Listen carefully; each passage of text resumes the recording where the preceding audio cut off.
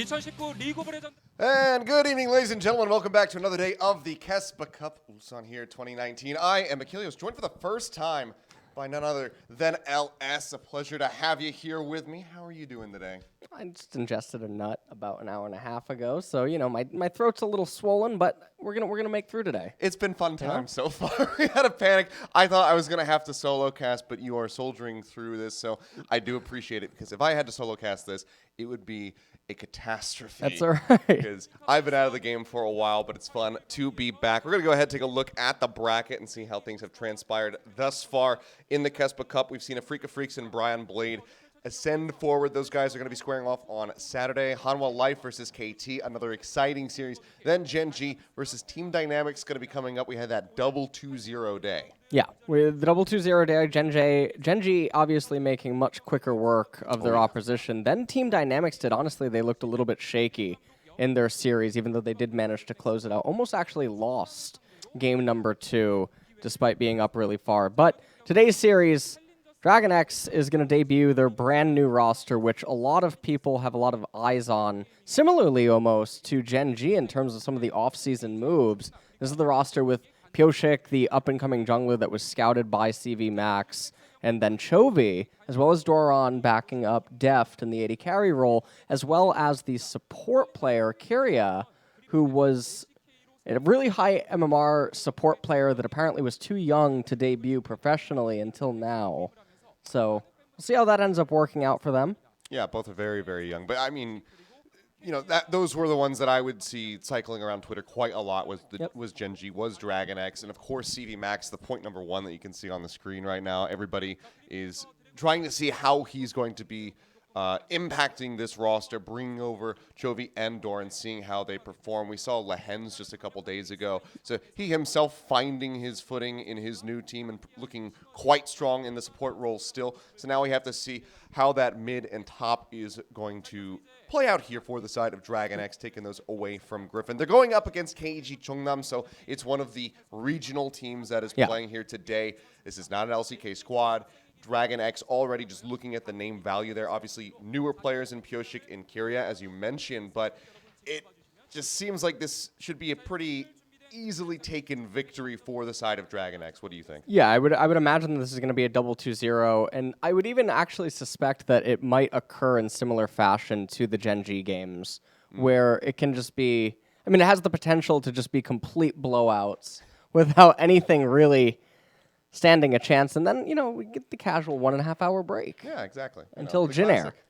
I love it. I remember a time when there weren't breaks, and you went straight from one series into the other 20 minutes those later. were the good days. 2016. Those it's were been the a good while. days. But yeah, so we very well may have a break, but that just allows for, you know, our next two teams that much more time for them to get ready. Jin Air will be going up against Spear Gaming. For those who've been watching for a while, you know that I have a deep history with Jin Air Greenwings.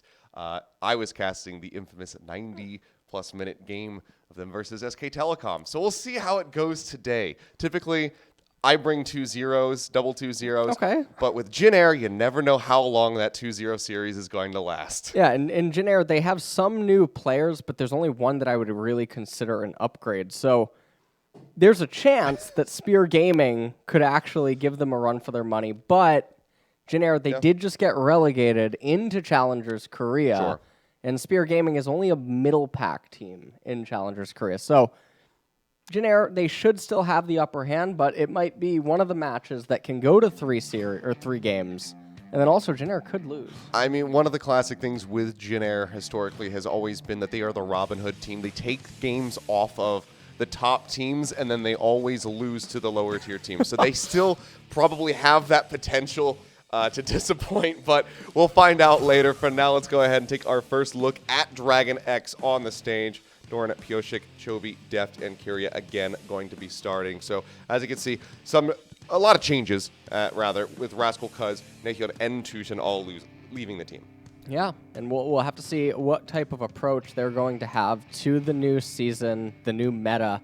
We're not quite in patch 10 yet, but may as well be, as this is 9.24b today. We are playing on Diana and Aphelios, both disabled. So Yes. yeah, we'll take it. We'll give a little peek at what DragonX is trying to do. I'm going to guess that it's a lot of misfortune in the bot lane for Deft. Yeah, well, that would be my primary assumption, because everybody just wants to get their hands on misfortune. I really would love to see more teams stray away from that pick, just for the sake of avoiding monotony in the bot lane. We did see Hanwha Life actually ban that away, and it delivered a fantastic game from them. So maybe we'll see a bit more of that. We, of course, do have the mad scientist, as he was dubbed by Papa Smithy, when Griffin made their debut, of CV Max, coaching these guys, going to be going through the draft. So if anybody is going to have some questionable picks that can come through, it's definitely going to be him with the squad. Yeah, and what I'm expecting is a highly aggressive type of team composition. Normally, I'm not a very big fan of those types of team comps, but when you're considered such heavy favorites, I don't think that it's that bad of a thing that you can definitely go for. Now we're taking a look at KeG Chungnam right now in the camera, panning over them right now. Honestly, I don't know too much about a lot of these players. I do recognize 2 of them from solo queue, but it's going to be a little surprising if they can actually manage to put up a fight. Yeah, I mean, well, that's what you get when you have the regional teams coming through. Obviously the Ulsan team was the kind of the academy of DragonX, a lot of those players. So they have been practicing under an actual organization, but sometimes you get those guys who kind of just are solo queue stars that get picked up for this tournament, and they get that opportunity to show themselves off. We saw a fantastic performance from Quad in his series from KG Ulsan, so DragonX already having him on their academy roster is very good for them, but I'm sure other people are going to be looking at him, maybe looking to pick him up, because he seems like one of the ones who very well could be coached and brought up to that LCK ready level. These guys here from Chungnam are just going to be looking to do the exact same thing, show off what they can. If they get a victory, it's absolutely huge, but if not, at least they can look good going down and hopefully get picked up by a squad. Well, now both of the, interestingly enough, I don't know if you know this about Quad, but he was primarily a Cassiopeia one-trick, considered the best Cassiopeia in Challengers Korea. Chovy also originally a Cassiopeia one-trick. Yep. Originally when he was spotted in Master Tier prior to Grandmaster existing. But we've jumped into the pick ban right now. Starting things off with Syndra. Response by DragonX is now Blitzcrank. So already attacking that support pull there down bottom. And Lucian on the blue side. So this is a bit out of sorts. Normally that's going to be a red side must ban, but instead Chungnam going to go ahead and knock that one out earlier. So this is a big opening for DragonX to try to find a more targeted pick against one of the players now that the Lucian's off the table. Lucian and Syndra both being banned away is a little bit surprising. There's a lot of ban priority on Lucian. I really don't know what is driving that, because not too much has realistically changed, but we might end up seeing something like a Misfortune be first picked here by KeG Chungnam, as Pantheon and now Rise are going to bite the dust on the side of DragonX. Yeah, so the Misfortune is available, so it wouldn't be surprising at all if we just see them lock that in. Okay, no, it's it's going to be the Lee Sin from Magong, just taking that one away, so leaving the Misfortune up. Maybe they have a plan if Deft locks that in for himself, given how prevalent of a pick it's been. I would very much expect it to come through, but again, this is CV Max that we're talking about. Hover on the Kindred, of course, for Pyosik. This is his one-trick carry for solo queue, but in the end, it will be that Misfortune coming through as well as the Rek'Sai. Yeah, and so the Rek'Sai comes in mostly as an answer to the Lee Sin, but with the changes to Conqueror that we've had so far this offseason, the Lee Sin already outscaled the Rek'Sai before, even though the Rek'Sai is considered an early and mid-game soft counter to the champion. Doesn't really do all that much, and then Misfortune comes in. She's an extremely powerful AD carry right now inside of the meta. KeG Chungnam, we're going back into summer. We're going back into the dark ages here, as they pick 2 champions that are off-theme with one another. The Aatrox and then the late-game scaling there with the Jinx. So already there's some definite issues inside of the team composition. DragonX now locking or hovering the Yasuo. Haven't locked it in yet. Well, instead of flipping over to the Rumble, they got 5 more seconds or so before they have to lock in this pick for the first half of the draft. And it's going to be the LeBlanc in the end. So already kind of giving us clear indicators as far as who is going where. There's not much ambiguity at all for DragonX. They're just saying, you know what, we're straight up just going to be playing this LeBlanc in the mid lane. We have the MF down bot and that Rek'Sai in the jungle. So, not doing any kind of sneaky business with swapping roles around, it would seem. And now that we go into the ban phase, it's going to be Lissandra taken away here in the second half. Lissandra banned away as a response because of the LeBlanc pick, so they don't want Lissandra to have a free laning phase that's able to be given over to her, as well as answering and restricting that LeBlanc, but also she would have been good against the Rek'Sai. Thresh being banned away is a little bit surprising because DragonX already has counterpick available to them, whether it be top or support, but when the top laner Aatrox is most likely going to go top, I don't expect that they would throw it into mid lane. I think there's a lot more important bans than just the Thresh, and the Pike is now really interesting as well. I guess they're trying to line up for Jinx Tahm Kench or something, but again, DragonX just picked top laner and then reserved counterpick support. There's a lot of supports that could abuse that. Yeah, and this was one of the bigger support picks kind of sticking out in my mind, at least. The Leona has been all over the place as of late, so do just go ahead, snatch that one up. Don't need to worry about the Pike or the Thresh, so still have somebody very sturdy that can go up into that front line alongside the Rek'Sai. Plenty of CC and slows to come through with that misfortune. Tahm Kench will be the response from the side of KeG Chungnam, so going to be handing that one over to Kit so he can try and keep Enjoy safe. And then last pretty decisive lock-in here. It's going to be the Zoe coming through for Aizen in that mid lane. And okay, top lane Hecarim. I was actually expecting to see Aurelia come in here for top lane as a response to the Aatrox, but also she would just be able to itemize so well against this KEG team composition in the later stages. So it's really surprising to see the Hecarim ends up being the one pick. Now, he's going to have backline access to both the Zoe and the Jinx, but with the Tahm Kench, he can be locked up really easy in the later stages, but the lockup does mean that everyone is going to probably be remaining stationary or on the run, which gives Misfortune and Leona free reign because Tom isn't able to juggle all of the dive and backline access that DragonX's team comp has available to it. So as it stands right now, obviously DragonX very heavy top side, able to get the game snowballing out of control. It's going to be interesting to see if KEG can actually try to juggle it. All right, well, some interesting picks indeed coming out here from DragonX and CV Max. I'm really excited to see how this Hecarim is going to turn out going up against the Aatrox. Just kind of thinking about it in my head, I feel like that's going to be a pretty brutal lane for him, but we'll see how Doran fares going up against Meaning as we go ahead and get ready to jump onto the rip for game number 1, DragonX versus KeG Chungnam. Let's go ahead and see who can start off this series with a victory.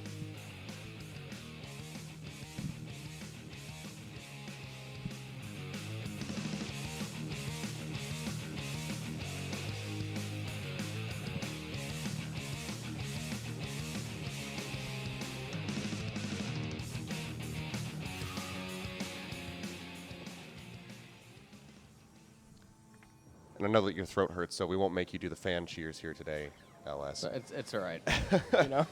We'll just say good luck, Chungnam. If you can get this victory, it'd be absolutely huge. And then DragonX, of course, good luck to you as well as you look to prove your new roster. And already, I mean, we're having something happen on the top side as Sir Thomas is walking up there, looking like he wants to invade, but there's already a ward placed. Very nicely done. The recall already channeled, so Pyosik is well at it there. Auto attack against Enjoy to establish dominance here. Ward placed down onto the Raptor camp as well. And DragonX, they're the ones that have a lot more options in the early stages of the game with the LeBlanc and the Rek'Sai can try to get some stuff going.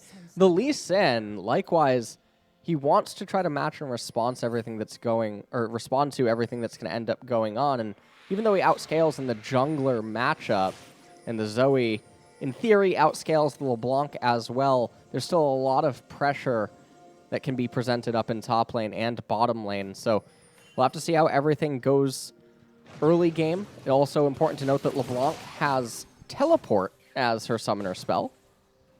Yeah, so a bit more passive in that regard. That being said, though, Chovy already trying to get a bit aggressive. Will take a couple auto attacks. See that proc coming through, so it takes a nice chunk of damage.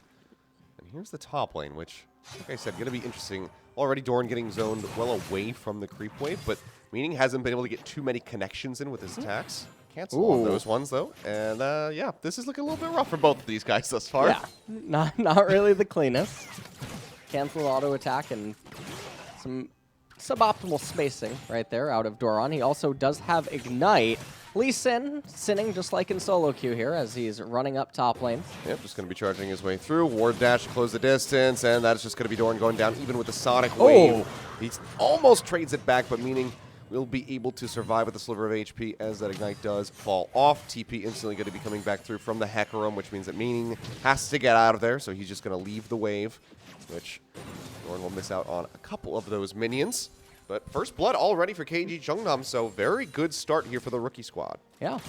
Lee Sin managed to sin successfully by just pathing straight from his red up into top lane.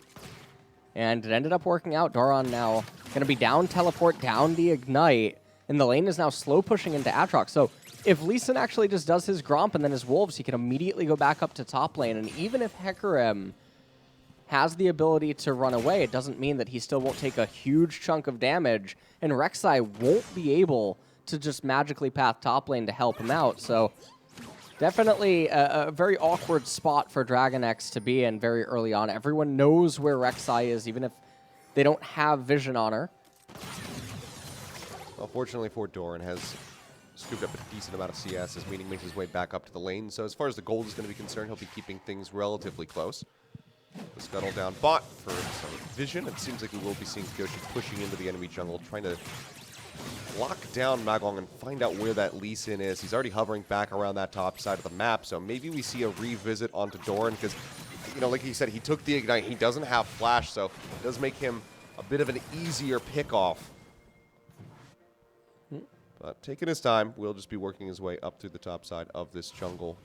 But neither jungle are going to be spotting each other, so we'll see the first backs come through for both. So right now, Aatrox actually, he has a freeze that he can go for here. Lee Sin, yeah, correctly going to cancel his recall. And I think he's going to go on to the Golem camp, but obviously the hesitations here not super good. As this does mean that Pyosik, he's going to be able to make his way over to the Golems. The Tremor Sense should detect that Lee Sin is around here. Yeah, now we'll go ahead and throw out that shot. I notice that he's not there, so Doran pushing forward, trying to get up on top of him. Pyosik hovering a bit further behind. Will just be a safeguard away for Sonic Wave as well to go ahead and create that much more distance. So Magong going to be perfectly fine getting out of there. Meanwhile, in the bot lane, making it rain is Deft, just getting a decent amount of damage. We'll use that Devour from Kit to go ahead and try to mitigate the damage coming through onto Enjoy, but he's low on mana and around half HP. One big engage coming through from Keria, who is just now dinged to level 4. They jump in, get the sun underneath the tower, making it rain yet again, but that chip damage just is not enough to finish him off, so goes dangerously low, but they can't quite get that kill to equalize things overall. Meanwhile, Doran back up into the top lane, just going to be swinging away, trying to get the kill here onto Meaning, dancing around the minion wave, and will be able to force out a flash, so very good aggression from the Hecarim up top. And right there, it was really close. The Ignite was about to come back up, and spotted. Aatrox flashes away. Doran's going to try to just go 1-for-1, and this is the opposite of what is good. Well, that's not ideal. Now, I know what he's trying to do. Obviously, he thinks that, okay, there's no way for me to get out of this. If he can trade 1-for-1 and Aatrox loses all the minions underneath the turret in terms of the XP and the gold, it would be a really big win for DragonX, but not quite able to do that. Now, this Aatrox pick's not really working out super well. Interestingly enough, Deft and Keria, they're walking away on the recall with the ability to conserve the teleport and having a massive CS advantage. So they went out there, but really nice interrupt right there by Meaning. If he doesn't get that interrupt, then he is dead, and Doran's plan goes perfectly. But, I mean, yeah, Meaning just kind of by a stroke of luck and a little bit of, skill here is just coming out on top. 2-0 now, has a bounty on his head as well. And he's not that far behind as far as that CS is concerned. So he is looking pretty good so far. He's holding his own at least. But, DragonX definitely need to stabilize a little bit. They have the gold lead here in their favor. Kills just still eluding them, and turret damage mostly going to be on the bottom side of things, of course. And now the wave is also coming back into the Aatrox as the Rek'Sai is going to be in close proximity. Deft, down in bottom lane, still has a really nice CS lead. As we take a look at mid, Chovy is doing just fine right now. Yeah, he's handling himself well. A little bit of damage after that Sleepy Trouble Bubble, but nothing to be too concerned about. Has nearly that 20 CS lead coming through for himself, so is handling him quite well in that mid lane. The other thing right now that we see happening is it really does feel like DragonX is just playing their lanes individually without any regard to their jungler. Pyosik really hasn't done anything this game other than farm, but you can also just see the size of this minion wave and the speed at which is being pushed doesn't really achieve anything, and there's no way that Rek'Sai is going to be in close proximity, so why Deft and Keria don't just hard shove faster to get a cleaner crash rather than just give Jinx and Tahm Kench the ability to free farm with zero pressure is a little bit beyond me, but they're going to start over the Cloud Dragon right now. They're going to try to utilize the slight amount of bot priority, but realistically, not a lot is going on, and there's not too much destruction happening outside of these small CS leads plus top. That's the bullet time right there, and Enjoy nearly got taken down. Almost couldn't get out of that cone in time. That's what Keria's going to be wrapping around the backside, just in hopes of perhaps landing a Zenith play, but will not be able to find it. Instead, they will have 3 members if the Cloud Drake goes down to help break down this Tier 1 turret here in the bot lane. Wave is thinning out, but they can still get a significant amount of damage. Minion's still far off, however, so going to be a little bit close as far as whether or not they can finish it off. And with the Rek'Sai pulling away, it seems like they will not be able to. Rift Herald, in the meantime, going to be taken by Magong to try and answer back a significant amount of tower damage. So we'll see which lane he wants to prioritize that for. And the Rift Herald. Okay. All right. He did go back to get it. I thought he was about to. Yeah, he picked it up. I thought he was about to walk away. That's only happened a couple times in professional League of Legends play. Yeah. Still fairly inexcusable, but does have that, so we'll see where he goes. He's been paying a lot of attention to the top lane, so wouldn't be too shocked to see if he just tosses that up top versus the Hecarim, who will have a little bit of a tough time trying to clear that out by himself. And CS advantages are really all that is going the way of DragonX so far, as we're gonna be in a little bit of a lull state right now. 3.5 minutes until the next Mountain Dragon, and unless something catastrophic ends up happening, probably shouldn't be a kill. Yep. Likely just going to be a bit more trading back and forth, a bit more chip damage on the towers for a while as we wait for that next objective to come back up. So very passive play from the side of DragonX. You should know that they have the lead. They can take a look at the CS figures and just, quick math that calculation. But, it's not comfortable enough for them to really move forward and start making unnecessarily aggressive moves like we were seeing from the likes of Tucson just a couple days ago. Well, looks like the junglers are running into each other very briefly, but again, not really much being achieved. Now, Pyosik, he can find solace in knowing that his laners are individually winning the lanes on their own. Not really quite sure what Lee Song's trying to do right now. Yeah, just a couple of whiff shots there. So the Juggle not going to connect. Another bullet time, meanwhile, in the bottom lane as Pyosik does arrive. Take a shot over the wall and threaten the dive as the turret is quite low, but the minion wave is just now arriving. And support likely going to be on its way as we do see Magong and Aizen starting to cheat their way down through the jungle, so this is going to have to be an abandoned attempt at a dive. Well, up top, it's just going to be the Aatrox and the Hecarim show, going back and forth. This time a little bit more damage coming through as Meaning does get the connection with his shots. Doran's actually ahead in XP, despite giving up the 2 kills. Truly is a little bit impressive that he's managed to wiggle his way into a slight XP advantage up there in top lane. But as it stands, really, I mean, there's just small skirmishes that are happening back and forth in top and bottom. Obviously, bottom getting the better end of everything. Deft and Keria are managing to pretty easily dismantle the Jinx and Tahm Kench bot lane without really struggling too much at all. So 1.5 minutes until the Mountain Dragon.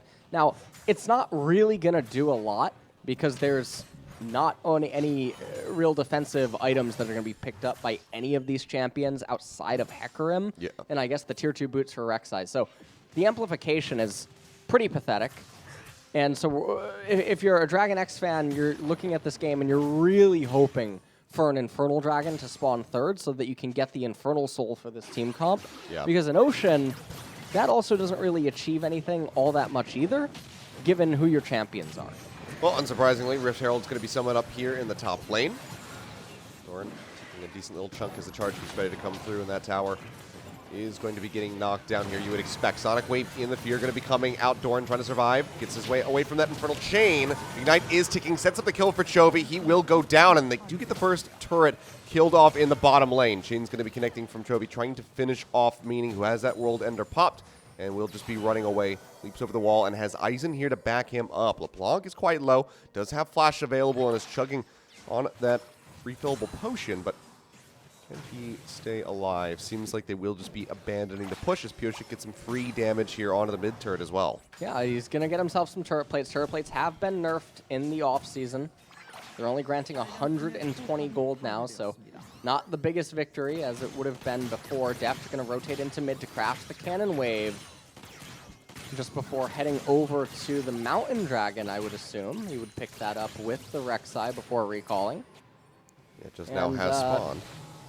You know, I mean, the mountain spawned, and you have a bot wave about to get shoved back into you, but, you know, we don't want to eat it on spawn. We got to get the Gromp first. We got to randomly move around, recall for the BF sword. It's actually going to be started off by Magong, so he's got the Mountain Drake going, and you can see Pyosik's not really pathing around towards that side, so it seems like DragonX just doesn't have that much vested interest in securing the second Drake, so will be one picked up for Chungnam. And as you were hoping for, or saying that DragonX would be hoping for, an Infernal will be the third, but now they're that much further away from being able to get the Dragon Soul. Well, yeah, they're not going to get the Dragon Soul as easily, but now this allows them to pick up 3 Infernals. Okay, so that's very what true. There you go. That's the silver lining. That's a big gamble.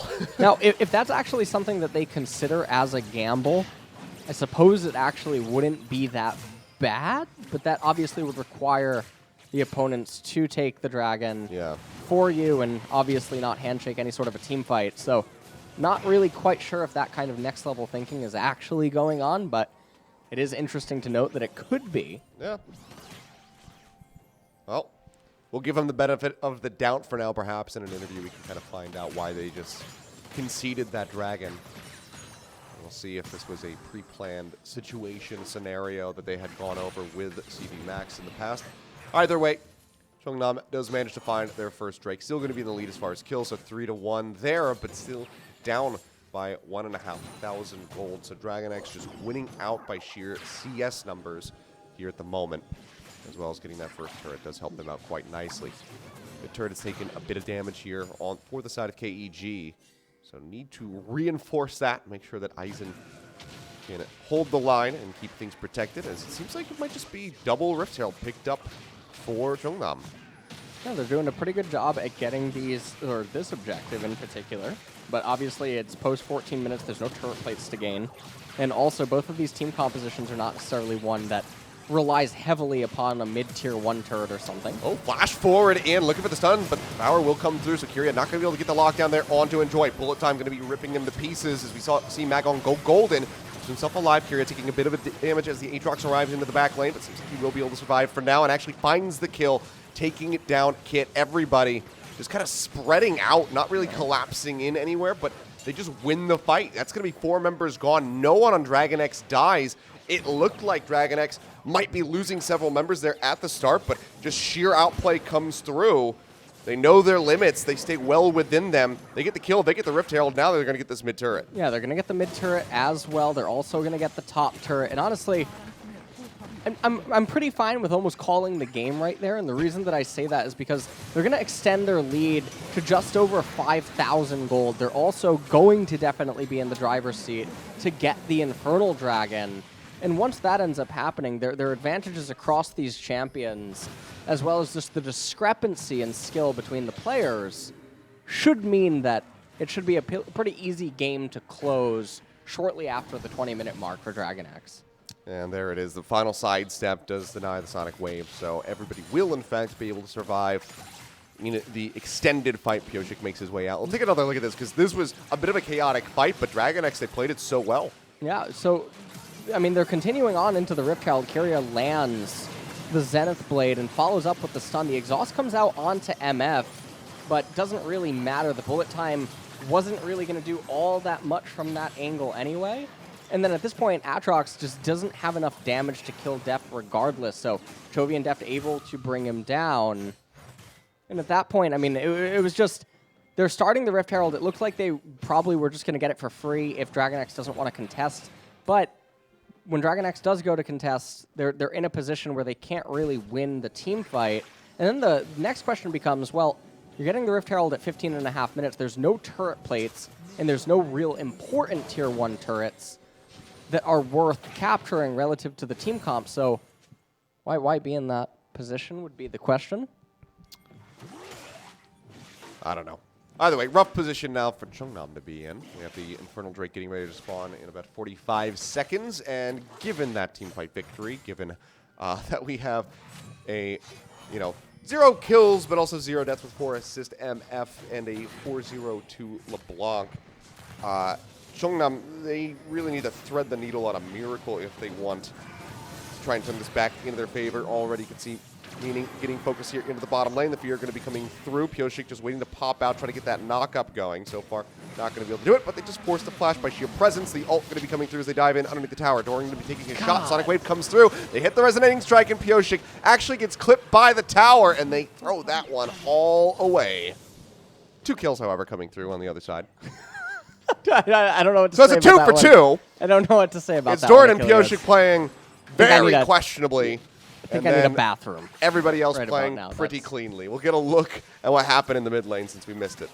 Well, Chovy standing pretty far back away from Tom, but then jumps in with the distortion.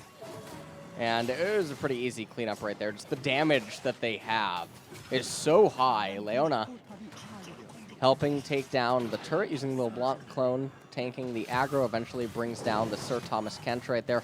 They're actually starting the Infernal Dragon. They're going to try to go for a burst. Oh, Chovy. Okay, he's just going in over the wall. Okay, I don't think he really realized how many people were there, but even so, it just takes Aizen nearly down.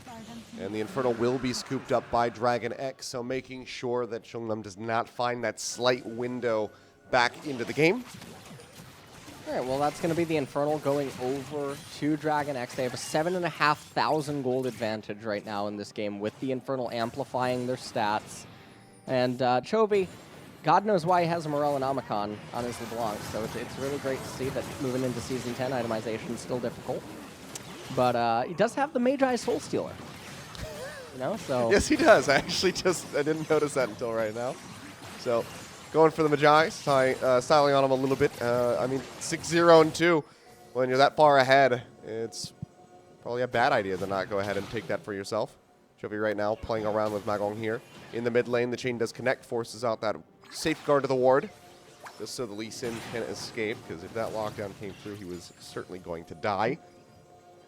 Well, at this point, it just becomes about threading the needle. We're just over the 20-minute mark, but one really bad team fight will spell the end for KeG Chungnam, as they seem content to pull their waves back, but they can't resist just shoving the waves back out immediately so that they can walk forward onto parts of the map where they can't actually contest anything. So if in the event DragonX is there, they can then happily die. It's really great when you go through the process, so. Well, right now they're struggling to leave their base because Chovy is just constantly popping over walls. You can see them just having to use those very shallow defensive wards to make sure the LeBlanc is not lurking in the shadows, because he can one-cycle just about anybody on the side of Chungnam right now. So they're trying to move up. They're trying to reestablish some control of the jungle and the river, as there's 3 minutes until that next Infernal's up, which means that DragonX will just turn their attention over towards the Baron. You can see them postured around it at the moment. We'll get the Scuttle Crab to start, and now start advancing back through the jungle to clear out this vision. Doran going to be coming around the side, sees Magong, goes in, Gets that resonating strike. Pyosik going to be nearby. The last time we saw these guys in a fight, it resulted in both of their deaths. Let's see how they fare this time around. They managed to find the kill as Magong will be taken out. Now chasing forward, looking for more, and they have the reinforcements coming through as Chovy is already deep into the enemy base. The chain going to be connecting onto Enjoy. The Zenith Blade now coming through, and that's going to be Kit taken down as soon as he gets spat out. Enjoy will also fall, and this is looking like the end of the game if they can just clean it up. The turret shots coming through, but no one going to die on the side of DragonX. Have to make their way back out of here, however. The minion waves aren't quite close enough, so it seems like they will get a second lease on life for the side of KeG Chungnam. Yeah, and they're going to actually just path immediately over to the Baron. They're going to start that up. Aatrox, he does have teleport available. Lee Sin, even with the home guard, he's not going to realistically be able to get there in time. He's trying. But even if Aatrox was able to resurrect, even if he would teleport, the channel would just be way too long. The Baron's even going to be dead before he has a chance to res. Lee Sin not going to be able to get in range. That's going to be the Baron, and the Doom push is probably just going to follow now. Oh, he's looking for a kill. Does he go for it? He wants to so badly. He knows he would get that kill, but instead, he's just going to be taken down. Stepped a little bit too close, flew too close to the sun, so Magong just going to be dead about as quickly as he, from when he came back up. You can take a look at this replay. For some reason, the Lee Sin trying to trade here against the Hecarim, which served no purpose whatsoever. In doing so, cost him his life. And then Zoe trying to tell Hecarim to go to sleep. Deft ends up arriving. Zoe flashing away, drags Aatrox into the mix. And then Jinx gets caught up. It doesn't matter. Tom's a pretty bad champion, but also just can't juggle all of the backline access that this DragonX team composition has, and so they're able to make quick work of that, turn their attention to the Baron shortly thereafter. And this is probably going to be the final push of the game. It's looking that way. Chovy's looking to open things up, trying to get rid of that Tahm Kench, just find the lockdown, but no one else getting into the back line for now. So just chipping away at him where they can. Pyosik goes over the wall rather aggressively. That's going to be the jump forward to get the kick in. Trying to isolate Pyosik, instantly goes underground with the ultimate to try to survive. Deft in the meantime is taken down Enjoy. Now they go back through the Zoe, finding the enemy Rek'Sai, but the HP bar is so dangerously low here for Chungnam, so they still have to retreat down to the bottom side to try and find some sanctuary underneath the tower. Still taking a huge amount of damage, however, so Doran will be able to knock this down. Now Chovy again chasing forward, holds on to the chain, but will not find the connection. Instead, it's just going to be 2 inhibitors found for the side of DragonX. With the Infernal spawning in 4 seconds, do they peel back? They don't have that Rek'Sai, so won't be too surprised to see them exit back through the mid lane and maybe just try to pick up that dragon. Instead, they will regress. Magong going to be taken down. Deft manages to find the kill. The Fear coming through, the Devour out. Kit tries to keep meaning alive. Will be able to do so for a little bit longer, but it cost him his own life. So now no Tahm Kench, and the Nexus towers are under siege. So it seems like this will just be the end of the game as they go for it. TP going to be coming through from Chovy over onto the minion wave to keep things alive. Instant deletion of Enjoy. The Jinx did not stand a chance, nor do these towers. And the Nexus afterward, 20-6 as they look for a little bit more, just fishing for those kills in the back end, but seems like that's going to be where it ends. Right at 25 minutes, the Nexus will be going down, and DragonX, unsurprisingly, will be taking game number 1. Yeah, they're going to take game number 1. Everything just really fell apart for KeG in the mid game, where coming out of laning phase, the discrepancy in bot, well, actually, in every single lane, even though Aatrox got those 2 kills against Doran, Doran was still able to ride a CS advantage and an XP advantage. So they were pretty much outclassed at every single stage, and despite how slow the early into mid transition was, didn't really matter. The players were too much better. The explosion inside of mid game was basically everything that they needed, and there was no recovering from KeG. Yeah, I mean, this got put into a rough position, but good stuff from DragonX. Very slow. They're showing some patience and maybe even restraint at times, but it's still early for this squad. But once Chovy got ahead especially and could just constantly, single-handedly harass the enemy team, there was just no way in for Chungnam. Yeah. They just didn't know how to deal with him at all. But our MVP for Game 1 is actually going to be Keria, who did play a fantastic Leona here. Yeah, he ends up getting the MVP 1-0 and 12. Obviously setting up some of the bot lane stuff and getting that snare on at the Rift Herald was one of the major decisive team fights for DragonX this game. But really, this was just a game that KEG constantly found themselves in really poor spots, and without any real way to do anything, just kept falling further and further behind. But this is very akin to one of those games where a massively superior team just meets a very weak one. And so the discrepancy is so big that you have to wonder, how does KEG even try to win against DragonX? I'd say attack the top lane and the jungler at times. That seemed to be where they were finding the most success. They were able to handle Doran, quite well. A lot of that was partial misplays coming out from Doran, a couple times misjudging. But yeah, I mean, keria in this moment, one of the big ones that really did kind of seal the deal for him being the MVP, getting that very aggressive engage around the Herald, finishing off the kill onto Kit as well. Just phenomenal Leona play from him, and that kind of set up for Chovy to get that lead and then take over the series. Just seeing more highlights of this game. Another kill happening there in mid. And the second distortion, really nice. Back onto Zoe's original spot. Yeah, just extremely clean LeBlanc play coming in. And I think that if I'm KeG Chungnam, like, how do you approach the next draft? Yeah, I mean, well, they can try to have lane dominance, but I don't really think it's going to matter all that much. This game, they didn't have really any lane dominant lanes, and even when the Aatrox did get ahead of the Hecarim, there didn't seem to be much that they could do. But also, I mean, both junglers were completely absent from the gameplay, but it's also hard to be active in the gameplay when your laners aren't manipulating the lane states in order to be favorable to you. Yeah, I mean, after the intro start helping getting that first blood from Magong, he couldn't really find much. So it was definitely rough tidings for them. We'll see what these guys are going to be able to piece together as we get ready to go into a break and then come back for game number 2. So I'm excited to see how the draft is going to develop for both of these squads. DragonX already showing us some fun stuff with the Hecarim in the top lane. It was definitely a bit of a fiesta for Doran. Yeah.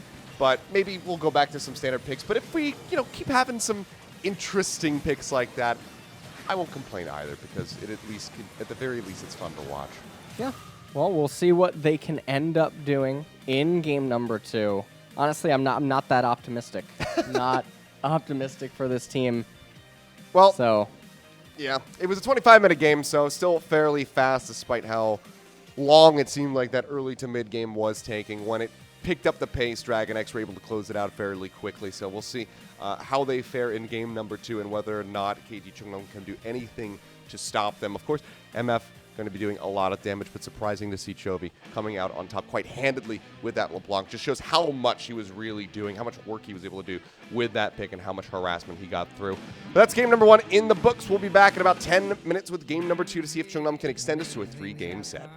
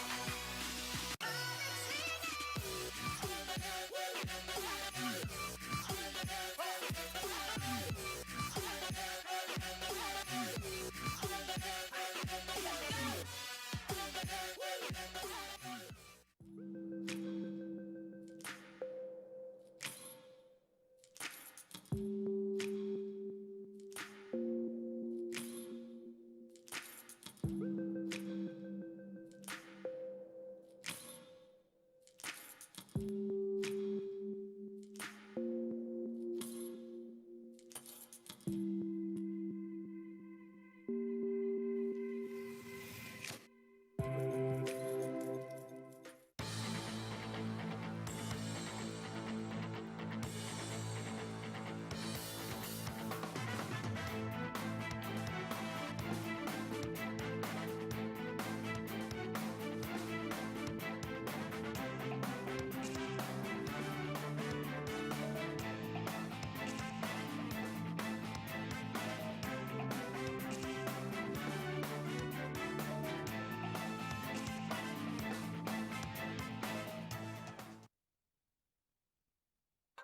do I have to suffer through the thinking? Why do I have the feeling that we're sinking? I need to find a way.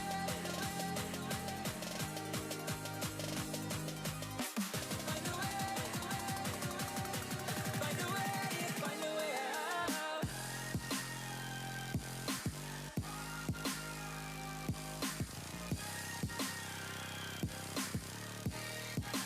Find a way out. 안녕하세요. The Lion, The Tiger, 장민철입니다. 크리템입니다.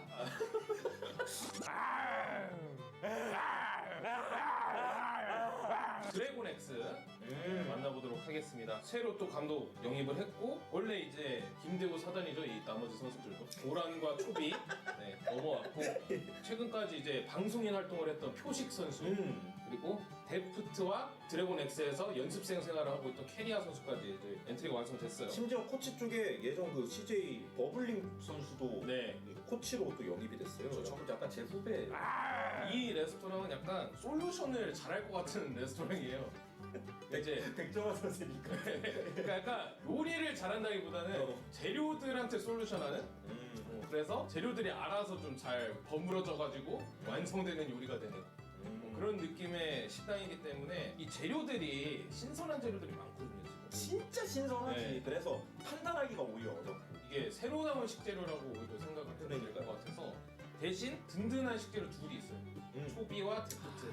검증된 식재료. 그냥 맛있지. 덜 검증된 도란과 이제 검증을 받아야 되는 표식과 케리아의 케미를 좀 어떻게 맞출 것인지 이게 요리라는 게 사실 어떤 식재료랑 어떤 식재료를 조합하느냐에 따라서 맛이 완전 달라지잖아요. 그러니까 우리 누가 보면 약간 요리 프로그램 같은데 여기 진짜 셰프님 나오신 것 같아.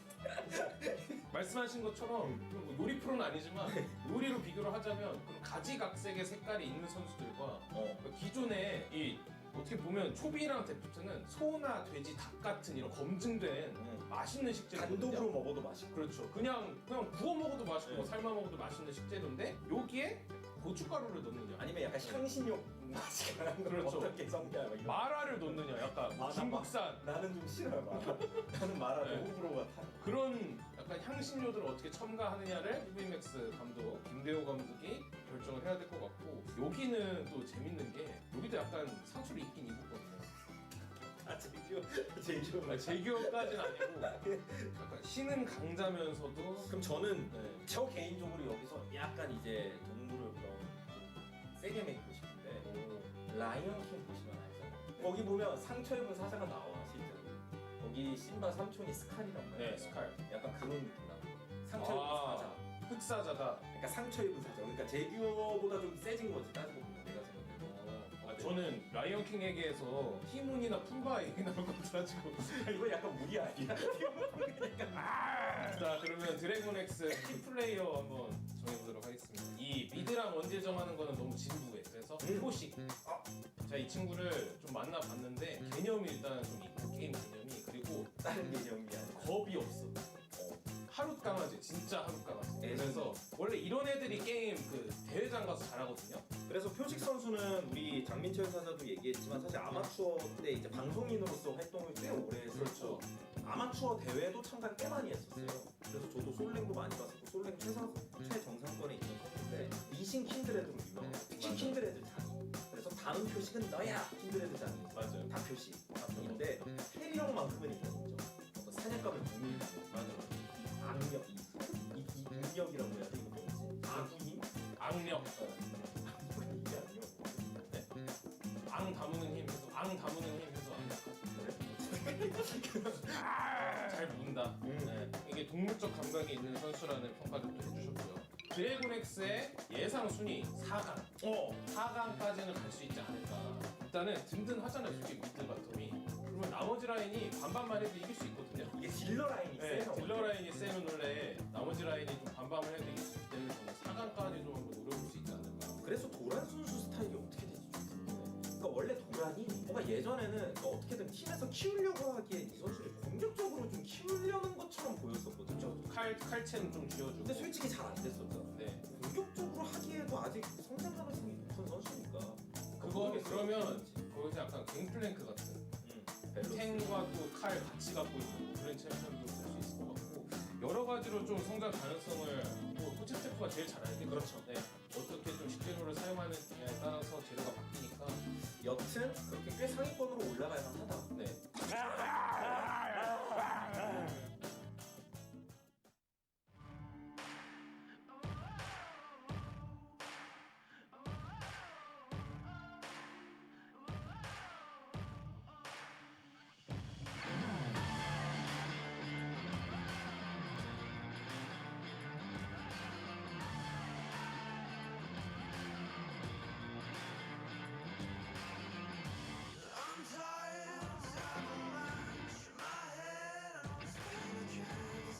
And welcome back to the KeSPA Cup. We are one game into this best of 3 series between DragonX and KeG Chungnam. We'll slow at the start LS, but overall, DragonX able to find their footing after some top lane shenanigans and then got the victory. Yeah, and I mean, DragonX, they did manage to win in 25 minutes, but I'm sure that many people are wondering, well, what's the perception on the initial game versus the Gen.G performance? Because there was a lot of hype coming into this series. There was very high expectations. It is only one game, but in this game, DragonX did make an enormous amount of mistakes in the game in terms of mechanical decisions as well as just the way that they played out their lanes. Obviously, top lane didn't go super well, but the gap between this team and KEG is so large, they couldn't be punished for a lot of them, and they were able to get away with them. And then they did just close it out with an absolutely destructive mid-game. Yeah, I mean, mid to bot, was totally fine, played pretty much perfectly, I would say, for DragonX. Lane pressure maybe a little bit weaker for them at times. They weren't able to try to get on top of those towers while they had their jungler roaming down towards the bot lane. But, I mean, overall, Chovy, Deft, and Keria played phenomenally. So far, the draft, the bans here are going to be looking fairly similar. We'll have the Lucian taken away by Chungnam, but this time the LeBlanc going to be taken away as well. They don't want Chovy to get back on that very safe pick. But DragonX just kind of pushing forward, same as we saw before. Pantheon and the Blitzcrank going to be taken off.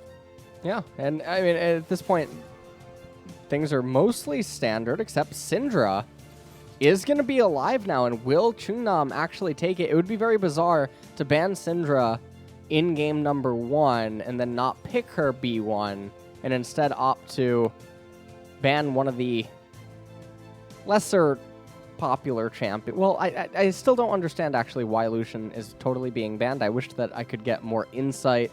Perhaps I can as the KeSPA Cup draws on, and maybe I can ask what is causing it. But Misfortune going to be picked up first, and then Senna being highlighted right now by DragonX. It will be a flip over, however, so it seems like they're not going to be going for that one. It will just be the Varus locked in for Deft there in the bottom lane. This has been the typical response pick against the Misfortune. We saw Enjoy try to go for the Jinx. Didn't work out so well, but I think kind of whatever he was going to pick wouldn't have gone that well because he's playing against Deft, for crying out loud. So one of the most storied 80 carries that we still have playing in the LCK. Lee Sin this time for Pyosik, so we'll see if he can be a bit more proactive now that he has this highly aggressive pickup. We got a Nidalee. We do. Actually coming in. I think the last time I saw Nidalee was Cuz ended up playing it and carrying a game, but Nidalee is not normally a champion that you see in competitive. It's so hard to pilot her against a competitive team and then make it work, as opposed to solo queue. It's going to be paired up with the Renekton, so I guess they can have a little bit of synergy there. If he lands the stun, Nidalee can land the spear without any struggle going on. But Quinn coming in now to counter the Renekton, so That's going to make things a little bit difficult as we move to the bans now. Morgana being banned away. And I wonder if this is signaling just a Thresh to be picked up down in bottom, but we'll see. Blitzcrank and Morgana were 2 target bans, and I suppose that could make way for this. Yeah, we did see the Thresh banned by Chungnam last time, so do they ban it again to keep that out of the hands of keria? Because, I mean, now you kind of have to choose, do you want to get rid of the Leona or the Thresh? Seems like he'd be able to play both of those very easily, already proving himself with that Leona. But I'm not looking forward to that top lane for meaning's sake. The Quinn is just going to harass the ever-loving hell out of him. Tahm Kench will be taken off the board, so looking to get rid of those, you know, hook deniers in the support role. So Thresh very well could be what DragonX is alluding to. Or they're trying to bait Chungnam into a ban. Yeah, and the Braum being banned away, we'll see what they're going to round this out with. It's going to be Syndra. Okay. So Thresh is available. Yeah. And there's the hover. Yeah, there's the Thresh pick. All right, so it seems like DragonX just kind of, well, you know, very well engineering this draft, getting exactly what they wanted with that Thresh. Maybe they're going to end up picking up Nautilus here for KG. And then they have to also pick a mid laner blind. And so that's going to be one of the struggles. Yeah, so we'll just be the Nautilus and try to get somebody a bit tankier there in that mid lane. But this, you know, it could be Cassiopeia. There's could a end lot up coming open in for blind. sure. Yeah. There's not, I mean, Chovy probably would respond Orianna, but instead they're going to Aurelia. So the only source of magic is actually going to be that Nidalee. They do have dual stuns for the Nidalee to land, but the Aurelia blind is definitely very bizarre. There's a lot of ways that DragonX can respond to this Aurelia. Obviously, there's just the option of going the Lissandra if they would want it. They're hovering Pike and then Fizz, but both of those not really going to be too popular. And okay, they're going to go all AD. Yeah, they have no attack power. Or no ability power, sorry. No well, AP. Thresh deals, I mean, well, Thresh deals obviously some magic. Varus, I can't imagine that they would go AP Varus. It's obviously not very good. They could maybe go on hit Varus with the Wit's End and with Guinsu's and obviously deal quite a bit of damage there in terms of magic. So it's not like Varus doesn't deal some bits of magic, but definitely a little bit surprising. It makes Ninja Tabai really powerful. Zanya's Hourglass for the Nidalee later on is going to be really massive. And with a team composition like this, if KG can roll Mountain Dragons into a Mountain Soul or something, it would be really good. Yeah, having the resist would be absolutely huge for them. So, I mean, again, another very interesting draft coming out from the side of DragonX, and I think this certainly caught KeG Chungnam off guard a bit. Now we'll have that Renekton going into the mid lane with the Aurelia up top. Quinn here for Doran. We'll see how he fares going up against that Aurelia, and whether or not Chungnam will be able to find a victory here and take us to that third game. We're going to find out as we go ahead and jump back onto the Rift and see if this is going to be a closeout or if we have a series on our hands.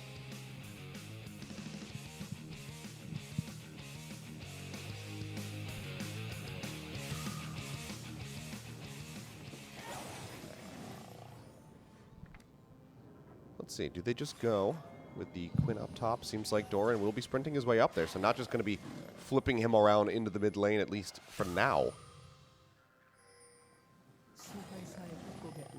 How do you rate this draft? 1 out of 5 for DragonX. I'm gonna give it a 2. Okay.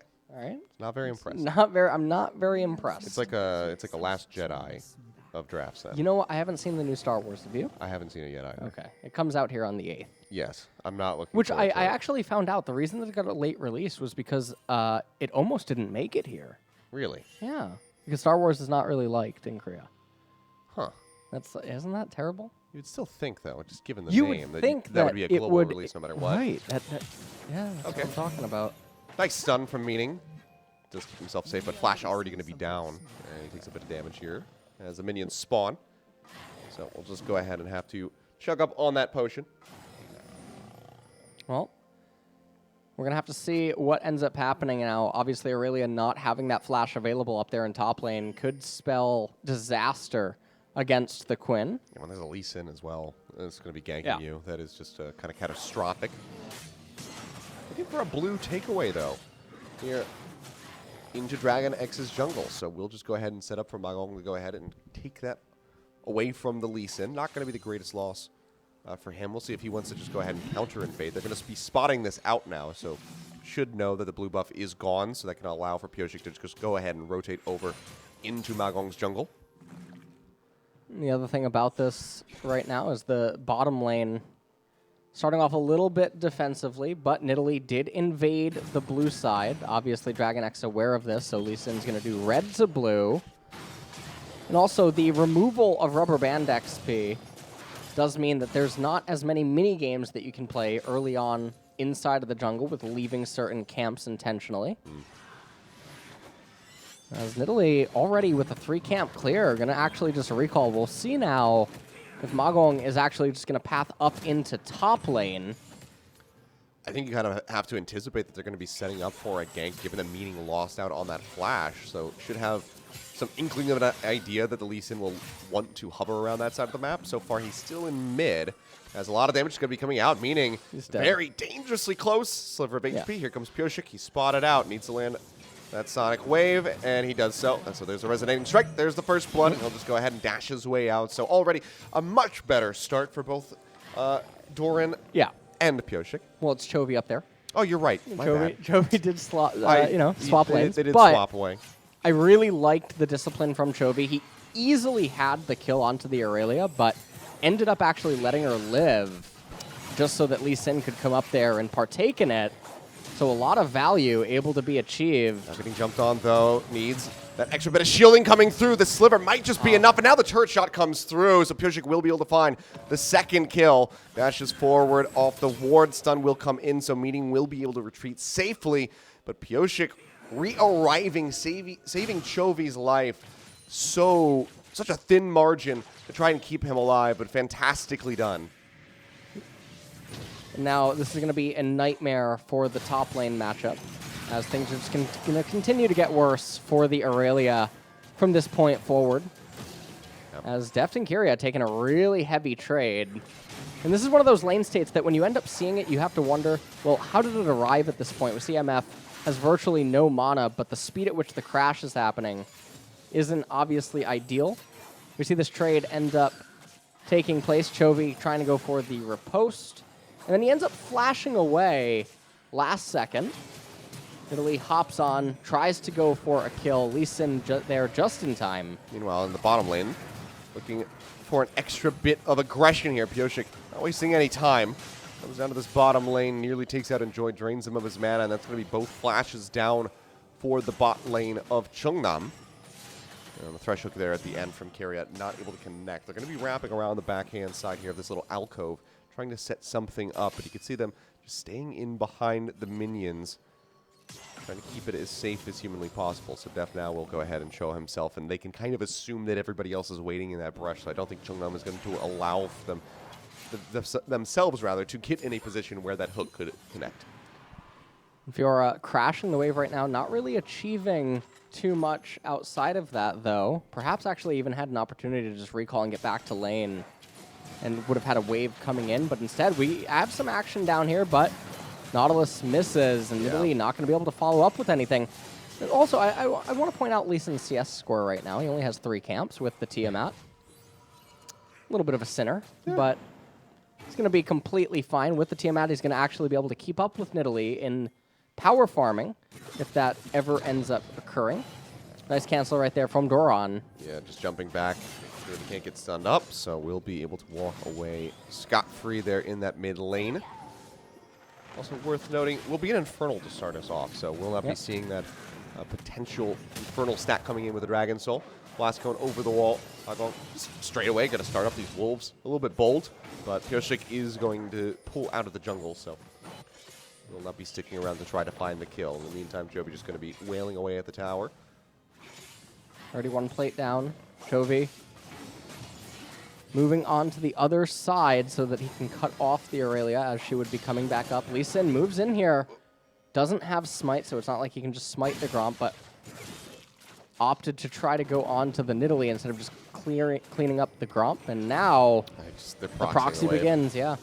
Lee Sin and Fiora both in position. And now Meaning trying to get back underneath the tower as the Grand Challenge just come through. The stun not going to connect onto Pyosik. Oh. Just waiting, but here comes a wraparound. Aizen, Blast Cone going to be denied. But Chovy can just dash over the wall, and they can pursue, so still mobility wins out here for DragonX, not going to get locked down.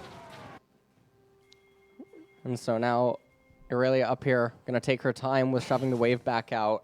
Almost getting 2-1 right now in the CS department. Fiora recalls, now has a Tiamat for herself, as looks like a level 4 Nidalee is going to try to invade on red, but this is obviously pretty disastrous. Renekton is here for her as well, but Quinn's able to be there at a moment's notice, but instead just going to actually concede this as Nautilus is in mid, trying to crash the wave, and now it's looking like they maybe want to try to do a dive, but they have to know that Lee Sin's in close proximity. Well, they get the slow here onto Magong, get a little bit of damage through. He's still level 4, so that level 7 Quinn that Doran is piloting is going to be chunking him out, so they just have to go ahead and peel away. Third place just being chipped at here by Deft in the bottom lane. So again, steady as she goes for this bot duo. And things have since slowed down from those first 2 kills that we saw. Doran definitely is doing much better this time around. He has a 23 CS advantage currently, although I do suppose Renekton has some CS that he still has to get. An Infernal Dragon still available and on the map. All going to be coming through, so Chovy having to change up his path and trying to escape now. As Magong's just chucking these spears, but not really finding the connections. A dash back through, doesn't quite get the weak spot, though. Doesn't do as much damage as he would like, but finds one there onto Meaning. Taking him lower and lower, and just eluding the stuns, eluding the traps, trying to find this 1v2 victory. Yeah, Grand Challenge going to be thrown down, Meaning likely to fall. There you go. Challenge completed. Riposte comes out, finds the slow now onto the Nidalee. And just for good measure, Doran is there, but effectively a 1v2 double kill for Chovy, who again is just showing his mechanical skill. Yeah, Chovy mechanically dismantling both the jungler and the top laner. Nidalee very under-leveled at this point in the game, and Chovy obviously aware that he's able to turn the 1v2. And likewise, Irelia and Nidalee clearly not aware of the position that they were in. That was a pretty easy turnaround for him. Managed to get the kill on the Irelia, proc the ultimate, and then, as you mentioned, Doran was coming up anyway to assist with that. And now Chovy's going to convert this into another wave captured. More turret plates going down his way. Top lane is completely over, as is mid lane. So last game, it was the story about bot getting blown wide open, but this time, mid and top are really explosive. And with the Infernal Dragon to boot, 4,000 gold lead here. It's not even 10 minutes. Yeah, I mean, you mentioned top and mid being over. I think the game might just kind of be Well, over yeah, the game point. is definitely over. Where do you go if you're Chungnam to try to turn this one back around? But I mean, just looking at the replay, incredible patience from Chovy. You know, if this is a solo queue match, you already start saying FF at 15, basically. The thing is that with Nidalee's mana, even had Chovy actually ran right out of the brush, Nidalee actually can't follow the pursuit. But when Chovy's showing that he's not willing to go out of the brush, that should alert you as a pro player also that he might be more aware of the situation than you are. Because it should be so obvious that he could get away there. And then they choose to stay, and they end up giving away 2 kills. Well, very rough tidings here for Chungnam. Already a significant lead. Opened up 3,500 gold in favor of DragonX, as Doran just going to be chipping away at Aizen as much as he can. Genk is coming through. That's going to be the stun. Nice cleanse off there from Doran. Fairly quick on the trigger with that. In the meantime, we will just see a kill coming through in the bot lane as Deft does manage to take it down. Enjoy going to be going golden as his kit trying to create some distance. A missed time on the play, but the piercing arrow comes through, and Keria is going to be just fine. They managed to outplay it, and now Chovy. Yep, just gone back in, up top. Post going to be coming through, ult going to be tossed out, but the grand challenge is completed, so another kill going to be found. Turret shot, however, on the back end does manage to find a kill for Meaning, so they shut down Chovy for the moment. Aizen, with that Q, does manage to take down Keria, but it's going to be at the cost of Magong again, who is just getting further and further behind on this Nidalee. Isn't being very impactful. Yeah, I mean, this game really does look over. It's a 6,000 gold advantage almost right now. Top turret already down. And with the type of team composition that KeG has as well, it's off theme again. I know that I mentioned this in game number 1, but you have champions that they want to do and achieve different things as the game draws on, and that's just not going to be possible with an Italy that's under-leveled and under-farmed. I mean, she's level 6 at 12 minutes. Yeah. It's not the best spot to be in this game. Take a quick look at the replay here. Varus locking up the Misfortune Keria, able to land everything, and it looked like it was going to be a 1 for 2. Not really sure why Nautilus follows with stopwatch. Obviously, the differences in the time means that Thresh is going to be able to walk out of that range. Nautilus tried to flash, wasn't able to do anything. I mean, again, Keria just off camera for the start, but now that we get that replay, we just see how mechanically gifted this guy is. So Deft looking like he found himself a pretty good support there. Very solid stuff from him, and that's going to be another hook landed. Does he pursue over the wall? Just going to be waiting, and instead Deft just has enough damage to absolutely destroy Magong. He's just got no health, no resistances.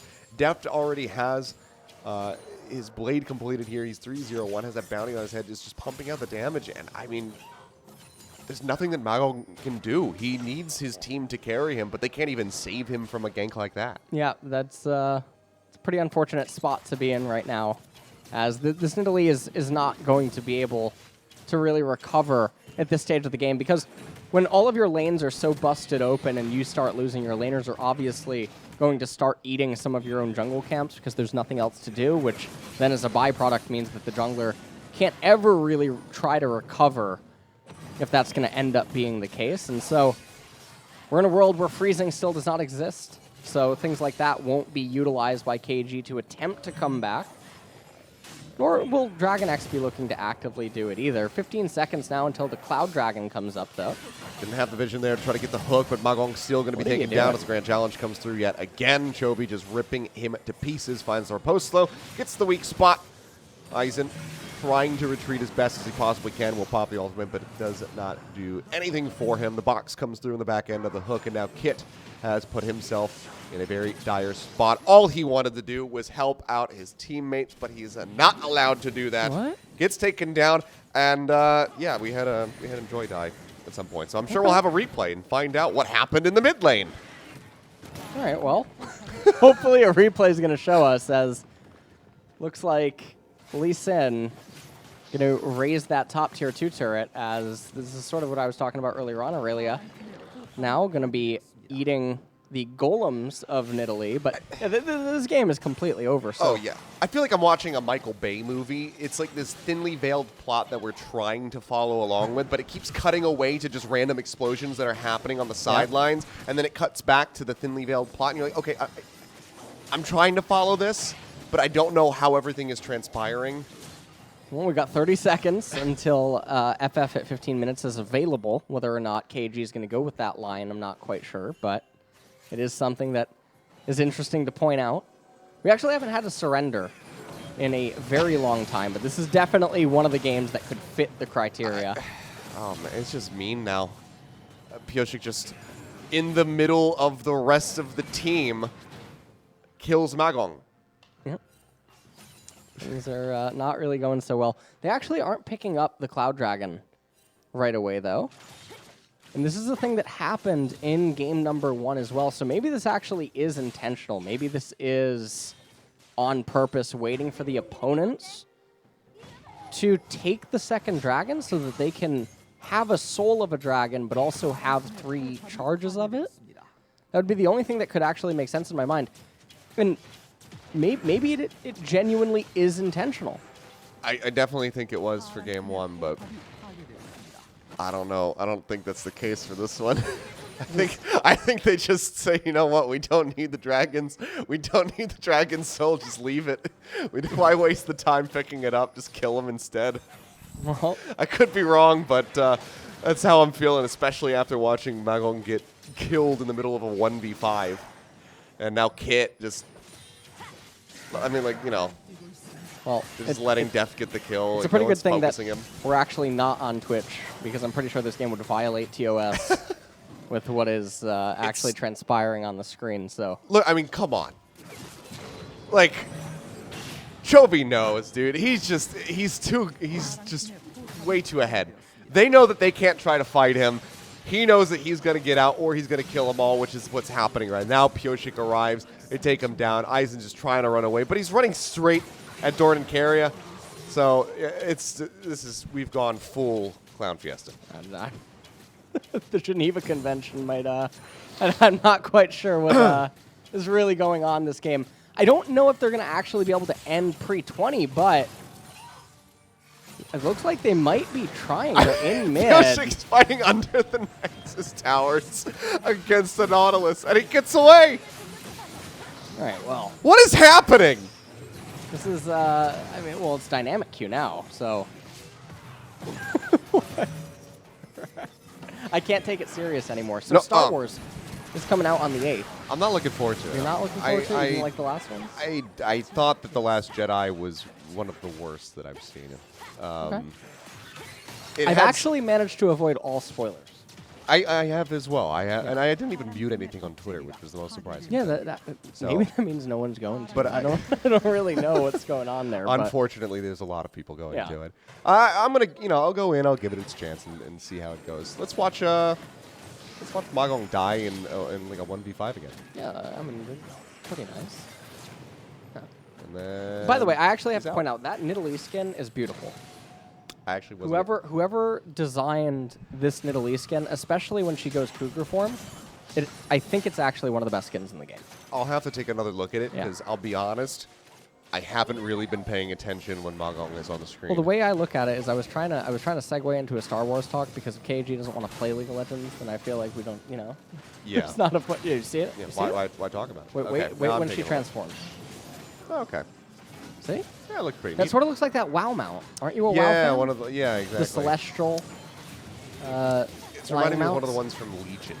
That Oh, came from out. Legion? Yeah, I thought there was a Celestial mount that came out in Wrath of the Lich King. there is, but there's also like a kind of like a moon saber looking Yeah, thing yeah. that happened. Came Yeah. out, I believe, in Legion Okay. with the whatever they're called, the other elves. All right. Well. But meaning he's dead. So who are you gonna give the MVP for this game? I actually think it's just Chovy. Yeah, it's mean- 100% Chovy. I think there's a chance if the rules were a little bit different, we could give it to Magong, but I think that to be fair and within the rules, we have to give it to Chovy. Yeah, it's definitely either Chovy or it's keria. Those are the two easy picks. Obviously, everybody overall on the side of DragonX has been playing really well. Doran has kind of been absent. Like, we haven't seen that much from him, but when everybody else is just getting a highlight reel and he's just kind of passively there chipping away at people, you're not going to pay that much attention to the Quinn.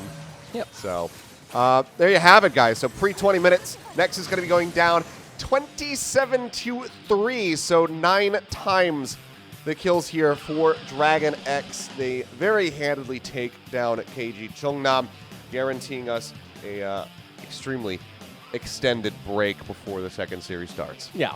So we're going to have an even longer break than yesterday between the first and second series. And the second series, Jin Air Greenwings versus Spear Gaming. Now, this is a highlight. This is a glimpse into Challengers Korea 2020. Are you excited or what?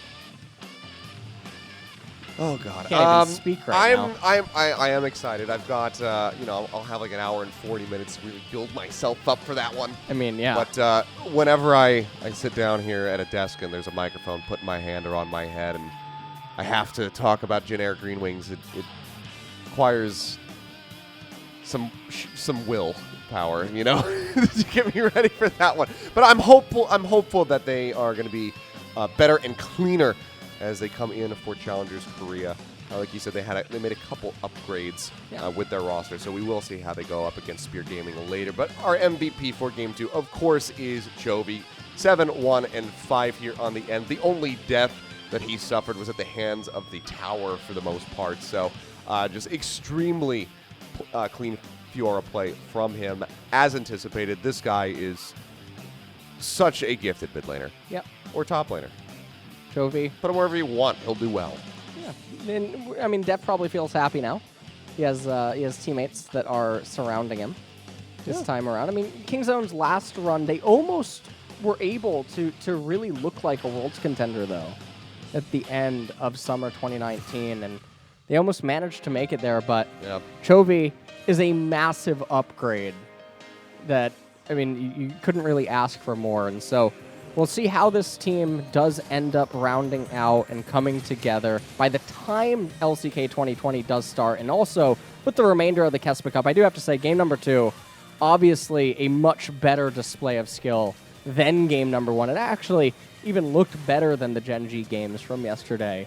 So, yes, it is against a much weaker team, but it was still pretty nice to see. Yeah, you can see the CC chain coming through from Keria. So, I mean, honestly, as far as like this series is concerned, I think that for Keria, that's one of maybe the most important one to look at, because we already know how good Chovy is. We've seen Doran before. You know, Pyosik as well, getting to show off a bit with a Lee Sin here in this game. I think for those two rookies coming through and having this clean-up performances, especially for Keria, just having 2 back-to-back phenomenal games, it's a really good start to his career. Yeah, definitely is. And now this does mean that they will move on to face whoever the winner of Jin Air versus Spear Gaming is going to be, and then they'll go on, the winner of that will go on to face Dom1 Gaming. So that'll be, most likely it's going to be DragonX versus Dom1 Gaming, regardless of who they end up facing next. But more than likely, yeah. So that'll be the real test of skill for them. Yeah, I don't think they're going to be sweating too hard, but they still will be watching, you know, attentively this next upcoming series with Jin Air and Spear, just to see, you know, what their tendencies are going to be, especially with the, you know, jungle pathing and whatnot, how they like to draft. I'm sure that CV Max is still going to be sitting down and taking that assessment of either team very seriously so that they can be prepared, because the worst thing that you could do is be unprepared and get absolutely clapped by one of those teams as you get ready to ride into the 2020 LCK season. Yeah. Absolutely, as we're just taking more looks at some of the highlights inside of this game, but really it was just a complete slaughter. Yeah. Look at the damage spread, actually fairly even amongst everybody on the side of DragonX. Fairly even as well for Chungnam, but in a less favorable way for them. You know, I'm actually kind of surprised that Yaharong got that much damage done initially. You know, it didn't seem like he would have. I'm a little bit impressed there. Now, are you ready for a 240-minute series or what? Yes, but first I'm ready for an interview, which I don't know. Are you translating this? No, I'm not. All right, in that case, we're just going to sit here and talk about other stuff. All right. Well, so tell me, why aren't you looking forward to the last Star Wars? What are your theories? I haven't read any of the spoilers. What theories are you in line with? So just from what I've only watched one trailer. I think that the first one that I haven't even watched a trailer. Okay. Well, then I don't know if I want to spoil this for you then. You can tell me trailer stuff. Okay, so at the end of the first trailer that came out, you can hear Palpatine's voice. Oh, yeah. He's supposed to be back. Oh, I do know that he starred. I'm willing to bet that he is actually alive somehow. And it will not be explained, but he is going to be physically alive, and it's not going to be a Force ghost. Well, isn't the rule of 2 still applicable, and maybe that's why Kylo never became a Sith? Because Snoke's the Sith, and then maybe Palpatine? Maybe. Unless they've broken the rule of 2. But I don't know. I wouldn't be surprised if they broke the rule of 2. Has the rule of 2 really ever been mentioned in the movies, like recently at all? Oh, recently, no, but it was mentioned in the movies, I think. It would have to have been the prequels, I think. There can only be 2. I think there was a line that said there can only be 2. But I'm not sure. I think that would have been in the prequels. Oh, in the new trilogy, no. Yeah, in the new... I think they probably scrapped it, because they also scrapped every other thing that was once canon, so the books and whatnot. Yeah, I'm just willing to bet that they're going to just be like, oh yeah, he survived when the Death Star exploded somehow. Do you think there's going to be... Oh, did you see the poster that has Kylo and Rey? But Rey she has the blue all behind her, and then the red is Kylo. but the way that it might look is that there's a switch implied. Oh, between so she's Jedi- going to go to the dark side, Yeah, and he's going to that's have a what- redemption. Yeah, that was what was implied. I in the wouldn't put it. poster. I wouldn't put them past that as well. If they do that, then they probably both die. Yeah, probably. And that's the only way that they can pull off a redemption for Kylo Ren and have people be able to swallow that pill. I think After he Bad. killed, yeah. Well, oh, that's a so- spoiler for people that might whose not. death was. All right. That was years ago. Okay. Saved. That actually was, yeah. It was, You it was had- 4 years ago. That was when I was still living Four- in Los four, right? Angeles. 2015. Yeah, it's right? 2015. Yeah, 4. 2015. So yeah, I think that's we're out of spoiler territory for that one. All right. But yeah, I think that if they want to try to do that, then he's going to die. This is again, guys. This is pure conjecture. So if you actually care about Star Wars, we don't have inside information. We haven't seen the movie. Okay. So this is just a spitballing. So don't blame us if what we say turns out to be true when you watch the film. I hope something good is going on. Because I mean, you'll probably be disappointed whether we say it or Have you not. have you read the comics? I've not. No, you never? Okay. I haven't done that much outside of in the extended universe, to be honest. Okay. Found out the Jedi's and the Sith aren't the strongest beings in the universe. They aren't the strongest. They beings. aren't. What is? The Force users and then Abeloth apparently is the strongest. She's a battered wife that drank from some like dark side Force well thingy majiggy, and then she's the strongest character in canon. Interesting. Yeah. But when Luke, does that? When Luke does that take lives place? in comic. I don't know. Luke ends up becoming Grandmaster Luke, which is the title, but Okay. he's not stronger than Abeloth. Yeah. Well, those aren't canon anymore, so. Are they not? Are they abandoned? All of the books, the comics, the shows, whatnot. I think everything other than maybe the Mandalorian, the new. Oh, have you like, seen The All of that Mandalorian? stuff has been I scrapped. haven't seen it. I've seen 1.5 episodes, and I haven't finished it yet. Is it not good or? It starts off pretty strong, Yeah, but does it's it? Okay. you know, there's some stuff that's just kind of like a cash grab, sell some plushy Oh, type things. you mean the Baby Yoda? Okay. But I have to see where it goes. But instantly when I see that, I have the same reaction when I saw Porgs, and I'm like, that's going to sell a lot of toys. Okay. So, All right, nice. but I trust When Jon does it take Favreau. place? After. I'll explain it to you after that. Okay. After this break. But guys, we'll be back in a bit. We'll see you at 8 p.m. here KST for Jin Air Greenwings versus Spirit Gaming. So stay tuned. We'll see you in a little over an hour.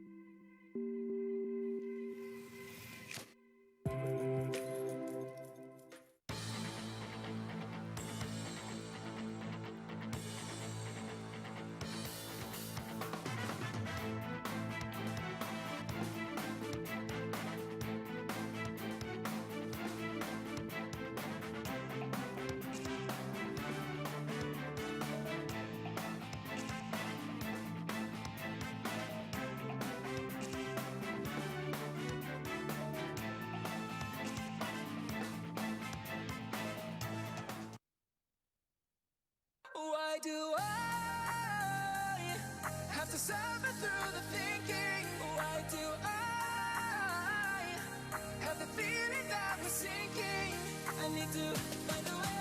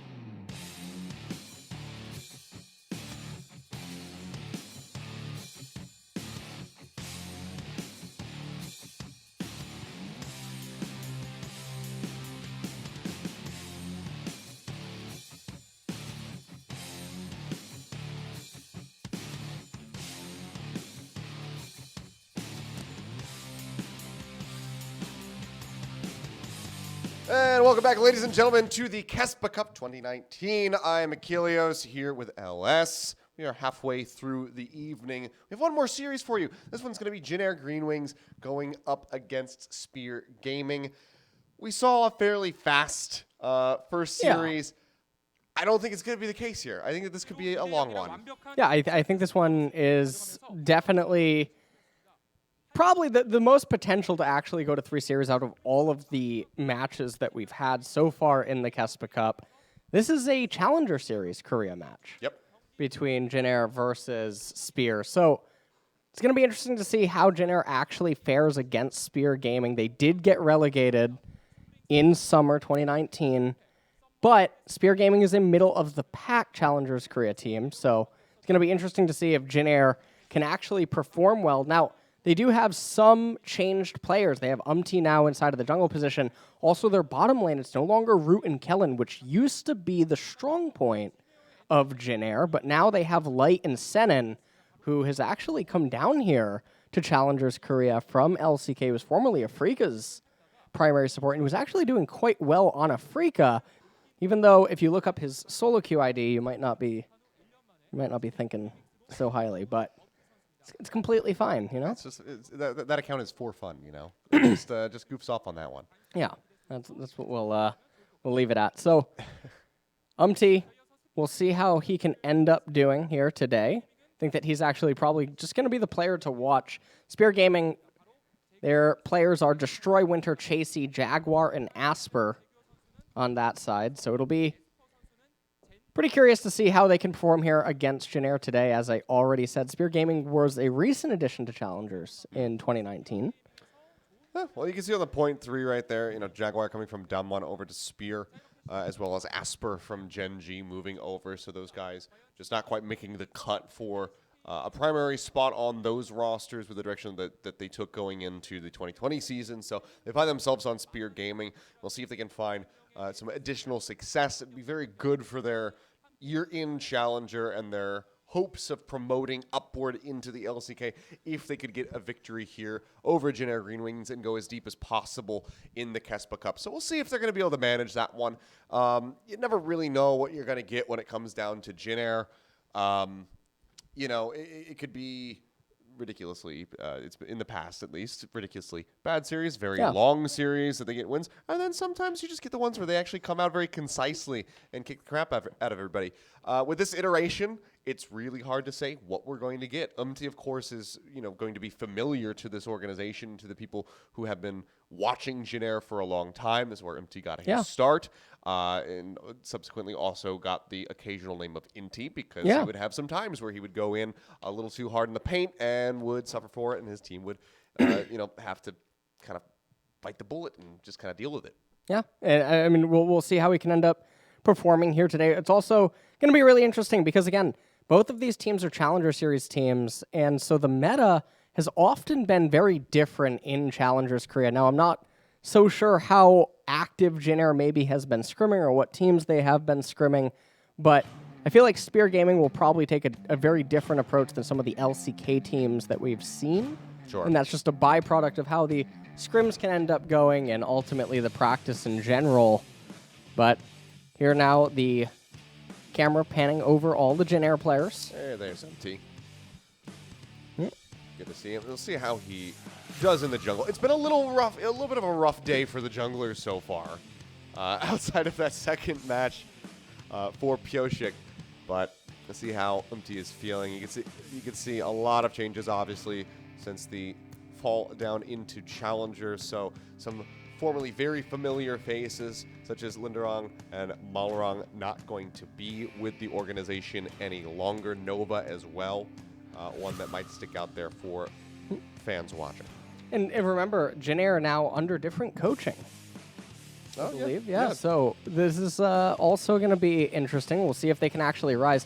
As I was saying to Atlas yesterday, actually, I was really surprised and also relieved to see Jin Air actually didn't just disband upon going into Challengers Korea. Sometimes that's always the fear. That is a fear. Gets knocked down. You're always worried about that. And you never want to see that happen.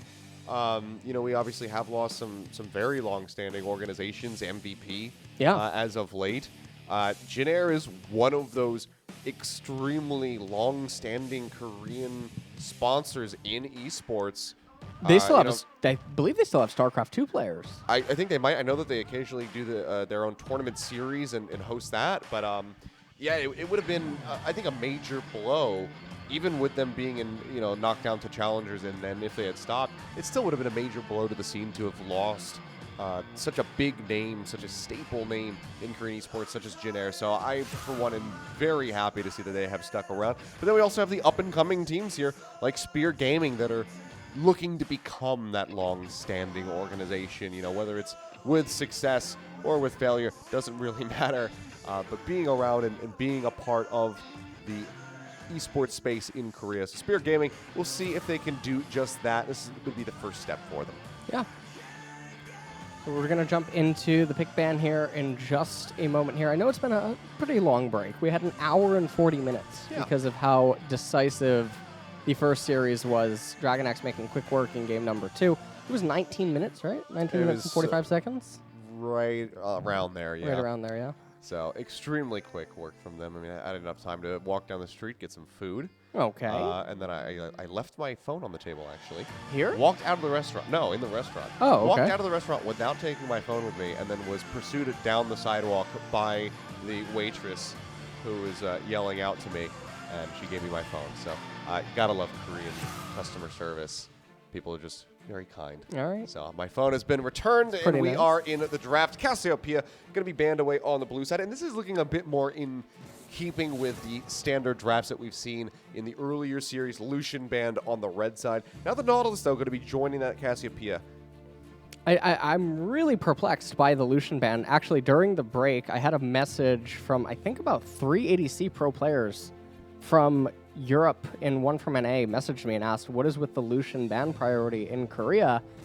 And honestly, I don't know what to make of it. I really have no idea what's going on there. Even in scrims, some of the Korean teams even were streaming scrims recently on Twitch.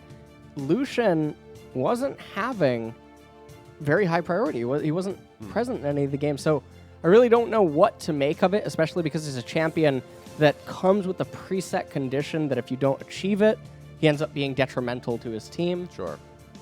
And, I mean, the other bans so far, though, Syndra, that's pretty standard. The Nautilus LeBlanc, that's not so much standard. And Kiana now rounding it out for Jin Air. Yeah, we'll go ahead and take her off the board, which does leave open the Akali, so a very fast first pick here for Spear Gaming. We'll see if that's going to go to Destroy or, you say Chasy or Chasy here? Well, you're the master of pronunciation, LS, so how would you like to I've never approach seen this it in Korean, so I'm going to call him Chester. Chester. Okay, Chester, I see. yeah. Well, of course, we'll see that. Okay, so the Rise will come in for Jin Air, but this one, not so much of a surprise as the Misfortune is available, so they go ahead and take that for themselves. Yeah. We're going to pick up the Rise and the MF. Rise obviously able to be flexed mid and top lane. This is 9.24B. Rise has been hit very slightly. And now Spear, they're gonna funnel more into the short range champions, the champions that have a demand that they find easy access into Jin Air. But Jin Air, they have Rise, who burns through short range engagey type of team compositions, and they have the MF, who normally she's very hard to reach for engage type compositions. So Spear already seem to be drafting themselves into a loss. They're definitely failing down here. As Jin Air now, they're going to round out their first half of the draft here with a Rek'Sai to answer the Lee Sin. This matchup is actually worse than it used to be before because Lee Sin got more help given to him in the preseason than Rek'Sai did. So Lee Sin does scale a little bit harder in terms of that jungle dynamic, but now we'll probably just see supports pinched by both sides. Yeah, so far haven't really seen much outside of, the potential Nautilus flex as far as the bans are concerned. So we'll be in Aurelia ban for Jin Air Greenwings, so not going straight for the throat of the support pool. And seems like Spear Gaming will go ahead and keep that up as Jace will be banned away. Which that one strikes me as a that strikes odd. me as really, really bizarre. Jace is in a pretty bad spot right now. Neither of these two top laners strike me as a Jace player. Neither of the mid laners strike me as a Jace player. There could be something that I'm missing in regards to maybe one of their solo queue IDs lately could be spamming Jace. But even still, Jace is in a really bad spot right now. as a champion, and nothing would really be indicating that he would be good in this particular spot. And final ban right there for Jin Air is the Thresh. So we'll see what is going to be the final picks here. But so far, the bans in the second half not really doing too much in terms of targeting. I was just about to mention that one, though, with the Thresh gone and with the MF already locked in for Jin Air. The Leona was making a lot of sense for Senan to pick up, so they will go ahead and ban that away on the side of Spear Gaming. So now let's see what Jin Air wants to go for. Rise can be flexed between that mid and top, and with the GP coming through, we would expect that that would be heading up into the top lane. And so GP is going to get locked in. Now, he's able to go mid or top. Normally, he's going to want to follow the Akali, and he'll make her life a pretty big hell. As Spear now have to decide what they want to do, and this is a really rough spot. They're going to have to blind their support. I swear if they pick Tahm Kench, I'm going to walk off this broadcast, so I'm just letting you know that right now. As Vladimir being hovered, now he's able to be answered by both Rise and Gangplank, so it's a really peculiar pick yet again. That a lot of people consider Vladimir to be beating Gangplank or winning, but he doesn't actually win until the mid game, at which point Gangplank can win the side lane trades, but Vladimir does have the upper hand. Nami's being hovered. Okay. Well, this would definitely be something a bit different if they decide to go for the Nami, but there it is. All right, see you later. So LS is he's going to head off. So here we go. Tahm Kench does get locked in for Asper on the side of Spear Gaming. You can see the hover over the pike at the moment for Jin Air Greenwings. Taking their time thinking about this. We've seen a lot of hovers over pike, but no one really selecting it yet. But we'll flip over, and it's going to be the Yuumi coming through instead. All right, well, Yuumi is going to round out the draft. I have no idea why they picked the Tahm. I mean, they're very fortunate that the champion pools in Korea don't go a little bit deeper, because any of the mage supports, Yuumi is a mage support. Yuumi has been changed to be truly supportive now as a champion. She doesn't go for the AP full-on AP glass cannon anymore. There are so many mages that would ruin Spear's life right now from the support role, and Varus just wouldn't be allowed to play the game if the support champion, or if the support players in Korea, or even around the world anyway, Tahm just would not be allowed to be blinded like this. But we're going to have a Varus Tahm Kench lane. It looks like he's going to be taking teleport. But Spear Gaming is really off theme with their champions. They have the Vladimir and the Akali that want to make it to the mid game. They have a Lee Sin that can't gank for either of them. And then they have a Varus and Tahm Kench that's going to be trying to play safe. So they're really all over the place with the draft. Jin Air have so much more scaling. But then in addition to that, their laners win on their own without even requiring Rek'Sai's presence. So I don't know what Spear's going to do. Well, here we go. It's a challengers game here that we have LS Spear versus Jin Air. Who knows what we're going to get? We've seen the draft, but how the gameplay is going to play out, all we have to do is sit back and wait and see. So let's go ahead, roll the dice, and see what we get on the other side.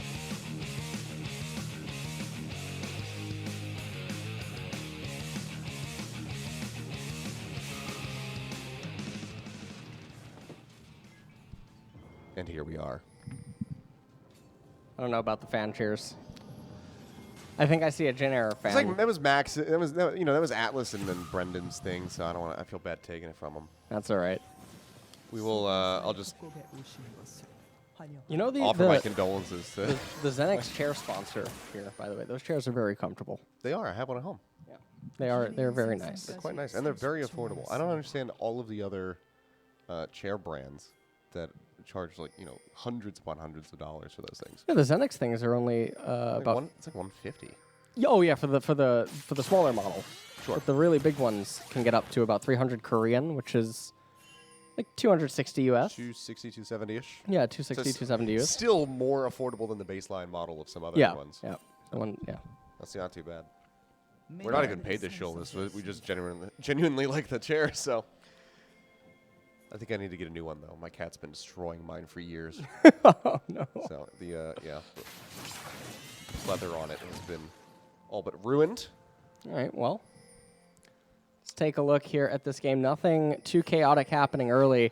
There's going to need to be a lot of attention on Winter here on this Lee Sin pick because he needs to make things happen early on. Because in terms of scaling, it's not that Akali and Vladimir doesn't scale. They absolutely do. The issue is that they're all going to be short range. They all have the emphasis on dive and hard engage.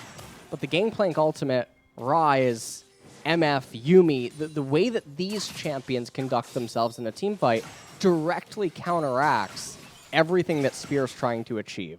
So if they don't come out of laning phases with advantages, the mid and the late game presumably should be a nightmare, assuming that there's a standard level of play.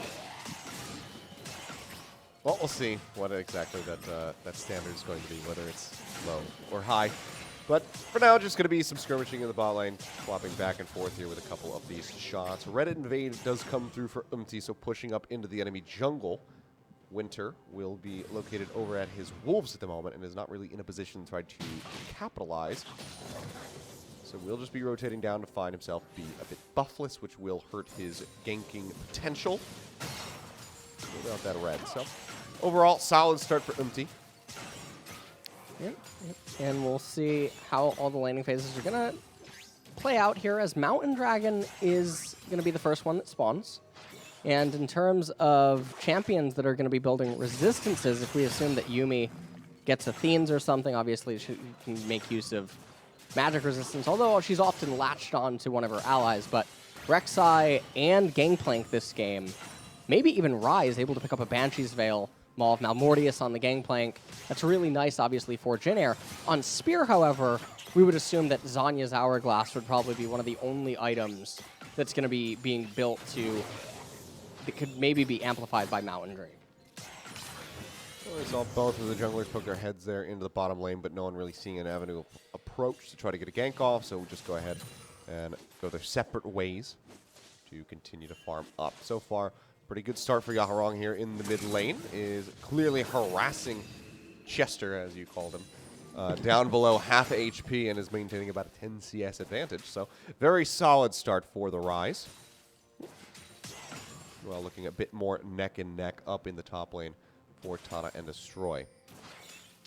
I'll gotta be honest with you. You ever play like Hearthstone or WoW? I've played WoW for about 15 years. You know Yogg Saron? Of course I do. That is exactly what Rise's name is making me think of.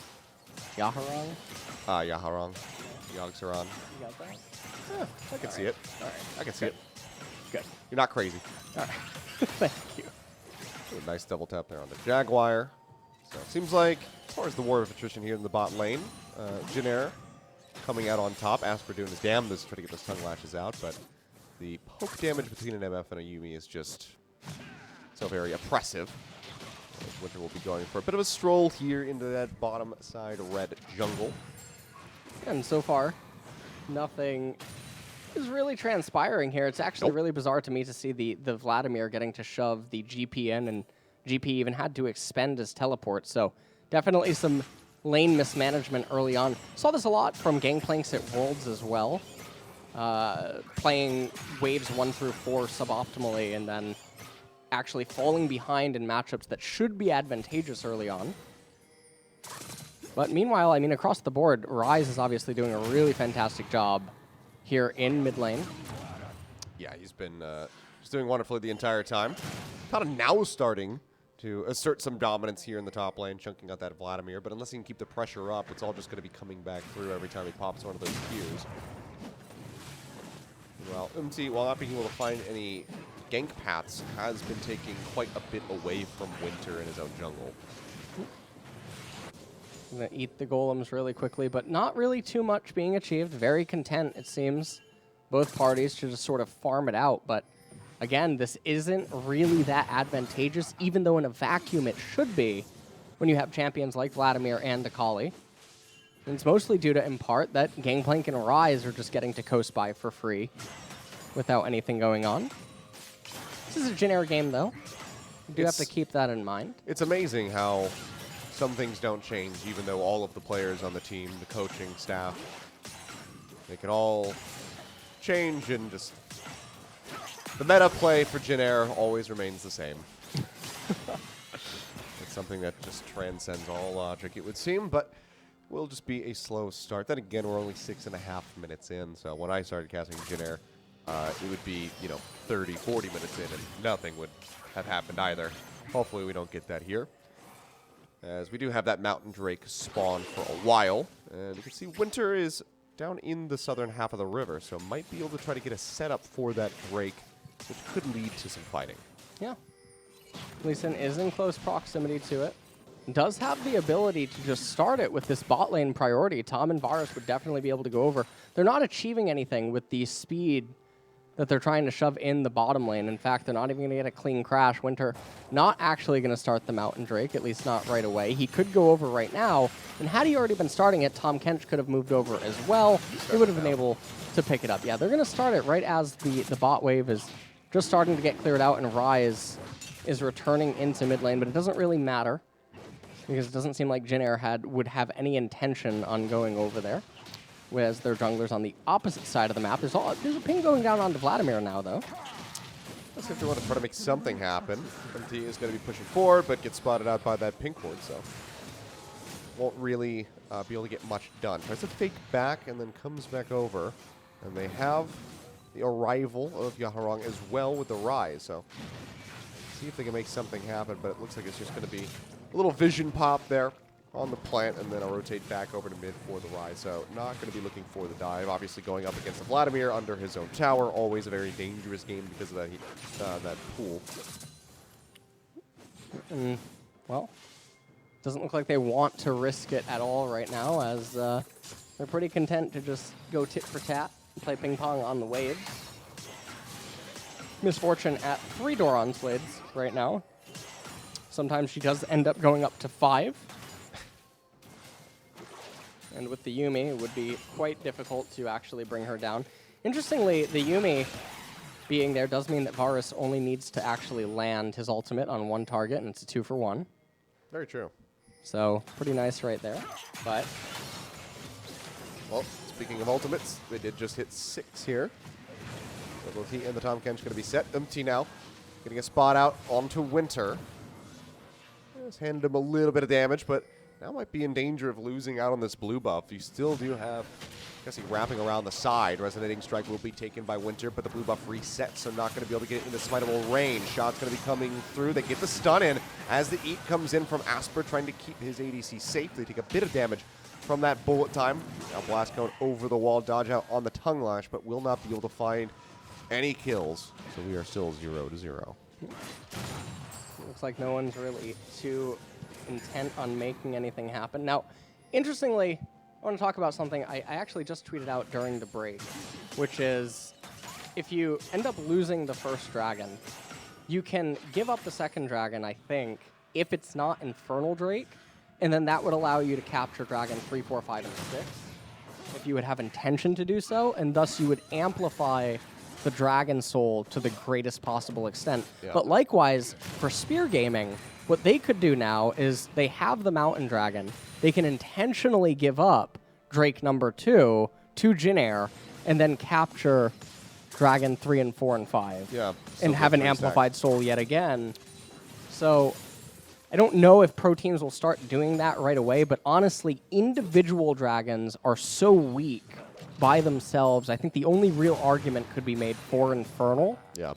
That I think it would just make the most sense to amplify the soul as much as you can. Yeah, I mean, it's interesting to think about that. You know, kind of a, not so much a mind game, but a bit of a gamble that you could take as a squad. Just have to hope that it's really going to be that dragon.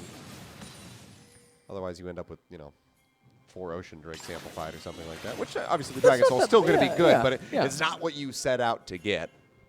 But if you can still get to that point, you probably should be happy. How are you feeling about this 10 minutes of no kills? I'm just feeling so good. I can see it in the fans' face right now. Yep. In the attendance. I feel like this game is going to be the direct contrast to Rise of Skywalker, where nothing has happened in these 10 minutes, but within the first 10 minutes of Rise of Skywalker, we're going to meet, and we're going to meet like 7 new characters. None of them are going to be seen ever again, and like 4 plot points that don't make sense will be wrapped up in a manner that is dissatisfying. I'm really sad that I don't think that a gray Jedi, or I don't even think it's called a gray Jedi, just a gray lightsaber user is going to be in any of the movies. Probably not. I feel like images of that would have leaked. Yeah, I would. You know what? That's all that I look forward to. Okay, but we're not getting it. Do you know what gray is? Nope. It's perfectly balanced Sith Oh. and Jedi. Hmm. Nice. Yeah, probably not going to happen, Great. unfortunately. There's your lore lesson. Thank you for the lore. No Just when it problem. looked like something might be happening. Oh, no, never mind. Actually going to get Ooh. popped out. Is he going low? Cannon Barrage not going to be able to connect, and he has got another dash, so he makes it safely underneath of the tower, so will not be taken out. So now we're at 12 minutes with no deaths. We're getting closer each time, though. Yeah, So that's good. There's progress being made. All right, well, Shirley is going to be picked up. Or Shelly. Shirley is the sister. Shelly is going to be picked up here I still by say Harold. Rek'Sai. And Cloud Dragon, honestly, it's not that valuable, really, to Jin Air. So Spear could just go with giving that up and opting to try to get more favorable lane states or something, or generate a couple more 100 gold for themselves That was close. over their opponents. And yeah, UmTi, he's going to pick this up. Yeah, he's got the tunnel systems prepped so he can go ahead and get out. So well prepared so that he's not at risk of falling to All right. destroy. Cloud Drake will get snatched up. All right, ready for, here we go, Ocean? Ocean. Okay, perfect. So now Jin Air, all they need is to get all 4 Ocean Drakes. Beautiful. And then Akali and Vladimir will never kill anyone. This is very true. So that's actually a pretty nightmare scenario. Obviously, it's not happening intentionally, given by the fact that they did, well, we don't know if it's happening intentionally. I'm very doubtful. Okay, I see Morel and Omicron built still to this day, so not given benefit of the doubt out. We'll see if Spear just wants to go straight in for the Ocean Drakes and if Jin Air is going to bother to fight for them. You can see that faster channel coming through from the Rift Herald right up in front. They're not going to, yeah. This is Play it. really weird timing. It's that's the What? saddest charge that I have ever seen.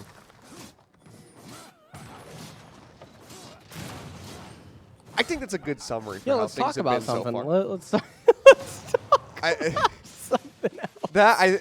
that charge onto the tower kind of just summarizes My the brain- last 14 minutes of this game. I honestly, I'm not really quite sure what to say. It's like right one of now. those videos of a cat that's like getting really prepped to like jump off of a ledge or like trying to jump up onto a bookshelf. And they jump off the bed and they just don't get any air at all and they just flop to the floor. That's what that charge was. Oh no, man, this isn't a very good sign of what's to come. You know what? I really don't know what to say for this game. A lot of the turrets are all still really healthy, with the exception of that mid-tier one. I mean, I suppose Vladimir's will end up falling down, maybe in coming moments, but we're looking like we got like a 35-minute game on our hands here, Achilles. So, Oh, 35? That fast? well, Oh my god, thank you. I'm trying to be a little bit generous. Thank here, you, okay? LS. Had me worried for a little bit. Yeah, we'll have to see just how deep this rabbit hole goes, but so far it seems like we're still going to be tumbling down for quite a while, unless the pace changes. So still going to be killless here at 15 minutes and 15 seconds. UmTi, he started roaming down towards the bot lane, but the here that Asper and Jaguar have pulled back, so doesn't want to take the risk. We'll just go ahead and back away. Sees the red buff, sees that it will get taken out, and now will be seen on these wards. Vladimir elected for pretty peculiar build, given how all the lanes are going, but also just the flow of the game. And I think he's going to be going Death Cap second. And the reason that Yaharong gonna get jumped on, flashes away. Cannon Barrage to try to turn things around. Winter falling lower and lower. Can he do it? Yes, he can. UmTi comes in at the last second, snipes that one away. But ladies and gentlemen, we have a first blood. we're also about to get a first turret as well, so the game is just accelerating out of control. God, it's heating up. Yeah. Someone's going to need something to slow this down. This is getting a little bit too quick. Oh, man. It's okay. Jin Air, they'll get timid Oh. after a little while. You'll see the Hemo Plague coming through now. Onto TaNa, trying to throw down these barrels to trade some damage back and at least zone destroy away. And it seems like it worked a treat. I'll just go ahead, knob on an orange, and he will be all right in the end. All right, well, now the game is back to going slow. Minute and a half until the Ocean Dragon probably should go the way of Jin Air. All their major item completions are going to be there. Not sure how close Yuumi is to completing the Athenes, but... From up here into the top side, pool going to be used. UmTi chasing forward, trying to get that knock up. The flash away from Destroy will keep him safe. Nothing really going to be accomplished right there. I think it's also a pretty good job. Even had UmTi had the option to flash and get a kill onto Vladimir there, I think it's a lot better to save it for the upcoming Dragon fight. Sure. As there's a lot more value to be gained here. So right here, Rise running away. Gangplank ultimate came in. It was honestly really late, but UmTi comes in with the smite there onto the Lee Sin. Not quite able to get onto the Akali, who then quickly picked up one of the honey fruits thanks to the Ocean Dragon map terrain. And, okay, well, I'll just reset Spear now in position, actually, to get this Ocean. I have no idea what TaNa's doing. I imagine... He's actually gonna be able to recall and still teleport if he backed up right now. And yeah, okay. He's still gonna be able to teleport. They have 6 seconds. I think Tom might have just failed Gromp. Nope, he did. He got it. All right. Well, it's still late.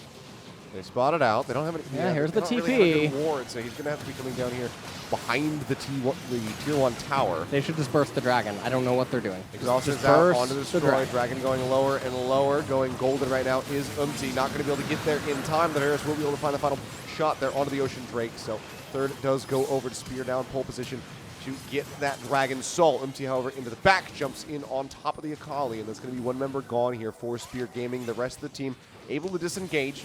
So it seems like they will be able to walk away. So they get the Ocean Drake, their third. They just lose out on one member while also trading onto Light. So overall, a good step forward for Spear. Yeah, and I mean, now they're threatening Dragon Soul here at 23, 24 minutes. So this is honestly a pretty scary situation. Ocean Dragon Soul isn't something to scoff at. I consider it to be top 2 of the Dragon Souls, depending on team compositions. It's either between that and Infernal, usually, almost always, unless the enemy team has lots of assassins and dive, then you could make an argument for Mountain. But as this game pace is actually turning out, you know, I was talking about Akali and Vladimir were going to have a problem against Gangplank and Rise if the game progressed normally. But obviously, I don't think it's particularly normal that the team that has losing lane priority is the one with 3 dragons right now, and they're threatening a 4th this early on. Yeah, they are going to be that much more annoying to deal with if they can get that Dragon Soul and all of those extra Ocean Drake buffs. Push up here into the top side, UmTi. Scouting out a bit, but there was a control ward thrown down, so won't be able to get on top of the Akali to try to find an extra kill here. Just have our bot lanes assigned into the mid as we go ahead and take another look at this fight around the dragon. We see just basically what is happening here. Light, afflicted by the Vladimir ultimate, walks up too far, ends up actually doing literally nothing. Flashes away at the end there, but Chasy, able to get the assassination off, tried to flash out for absolutely no reason. At that point, Chasy was extremely committed. There was no reason to blow the flash for no reason. And now we have a random little skirmish happening here in mid lane. I see a Blasting Wand and a Ruby Crystal, and I feel like I'm going to leave the cast for the second time if I see a Morello built. So I'm just letting you know that one time. Now, he could be a bit of a savant, and he could pick up Leandre's Torment, but I'm going to hold my breath. All right, well, we'll see if you have to depart us or not. But for now, 21 minutes, getting ready to come up here. It's only going to be 3 towers gone as well. That's like the one thing that's really keeping Jin Air in this gold lead, alongside a bit of that extra cash coming through from the GP's parlay. But we'll have to see what occurs in 2 minutes when that Ocean Drake does spawn, because that's when action should pretty much be guaranteed. If there's no fight at 2 minutes and Spear gets a dragon, then they probably just win the game. Yeah, they probably do. So, Ocean Soul is going to be way too strong, and then also Elder Dragon spawning pre-30. Elder Dragon, I mean, it's pretty good. yeah. Not like super good, but pretty good. You know, So it's actually broken, by the way. It's not a balanced feature of the game. It's definitely the strongest objective to catch. Well, Spear already starting to posture forward. Baron has, of course, joined us on the Rift. And the time keeps on ticking down. There's no vision control whatsoever in the South River for Jin Air Greenwings. You've got pretty much a nice little triangle of control wards thrown down for Spear Gaming. So overall, we're going to have complete control of that zone. Making it rain here for the moment. Okay, we will see the Yumi ult come out. Two members going to be stunned up. Full time coming through, and a lot of damage thrown there onto Asper and Destroy in the front line. Yumi does heal quite a lot right there. Was able to almost invent. I mean, Vladimir's combo just did nothing. Lights back to full. Yeah, didn't do Yumi's, much there. Now Asper going to be dangerously low. Has to be careful. And the other Crazy really here. cool thing about this Yumi MF combo is it reminds me of Curse of the Sad Bullet Time, where Amumu would lock up all the targets for MF to get her ultimate off perfectly. And Yumi basically does the same exact thing, but comes attached with an absolutely disgusting heal and the movement speed bonus. Jin Air now finally in an advantageous position. They spot out that other control ward, so TaNa will just go ahead and finish that one off. It's in the pit, however. So Spear not going to be without their vision. He starts the dragon. Jaguar now going to be coming down from the mid lane. I mean, this is a definitely scary spot right now. Vladimir doesn't have his ultimate available. Gangplank has ult. Should have already cast it. I have no idea what he's doing. The spike doesn't even come in time. It's not well timed, but they still managed to find the Ocean Drake, picking that one up, and now it is just going to be an absolute slaughter. Senan going to be the last one to fall as he gets knocked out. Was trying to hide, but gets revealed, and that is going to be a triple kill over to Chester. And a Baron coming in on the back end of the Dragon Soul buff for Spear Gaming, who just surged forward in control of this game. I'm processing. I feel like a Windows 98 computer right now. It's not quite registering in my head Big time. what was just going on, but that was some of the worst decision making I think I've seen all year.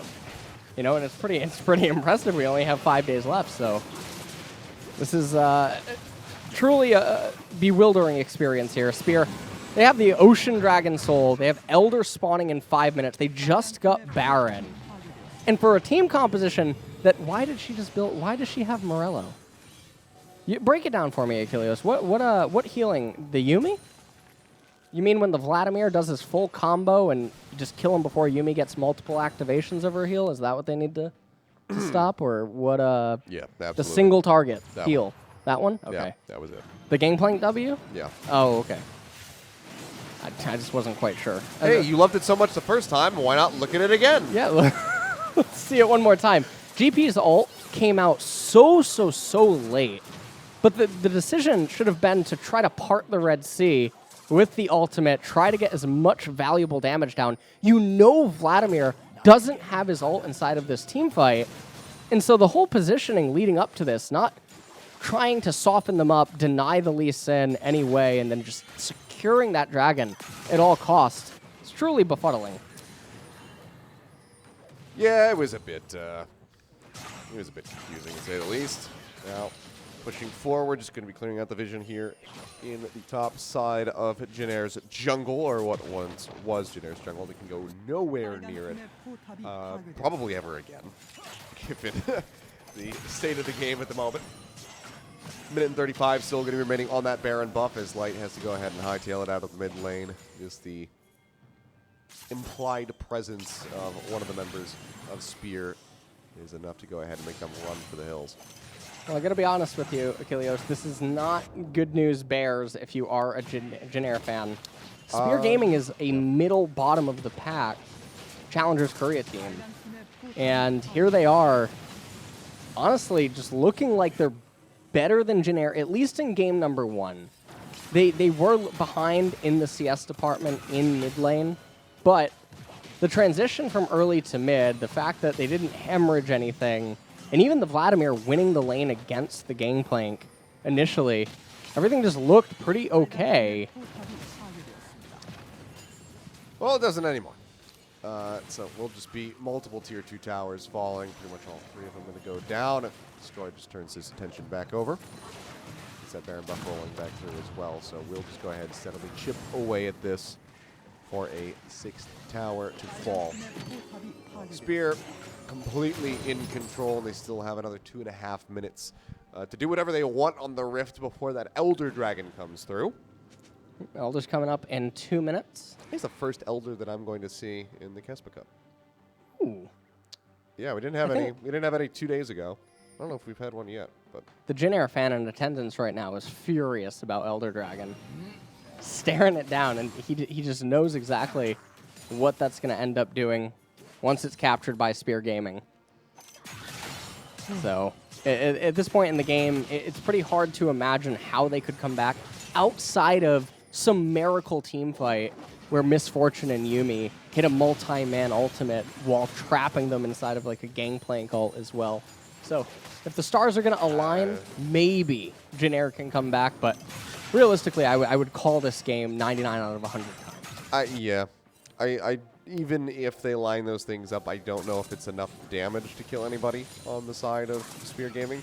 I think that Spear kind of has to have collective narcolepsy, and everyone needs to pass out at the keyboard simultaneously for them to be able to take this.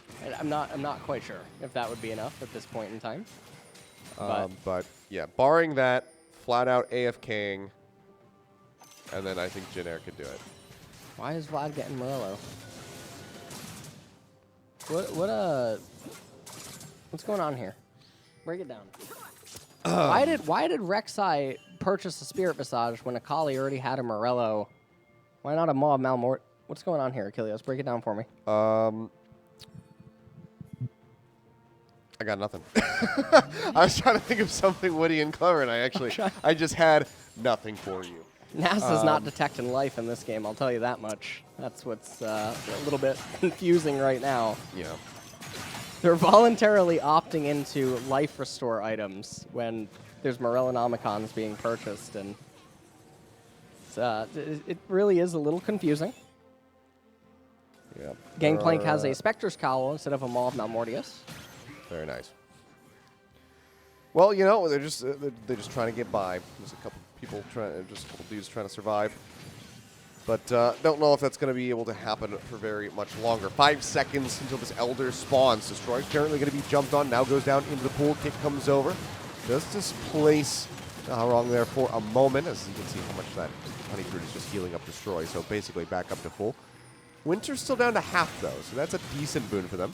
As it will be Spear looking like they want to start the Elder. Well, look at the Ocean Dragon's actually doing work, and now with Lee Sin, he's going to be able to heal back up to full. Vladimir doesn't have his ultimate back up yet, but Jin Air, they're in a really awkward spot. Misfortune still about 60% remaining on the cooldown of her R.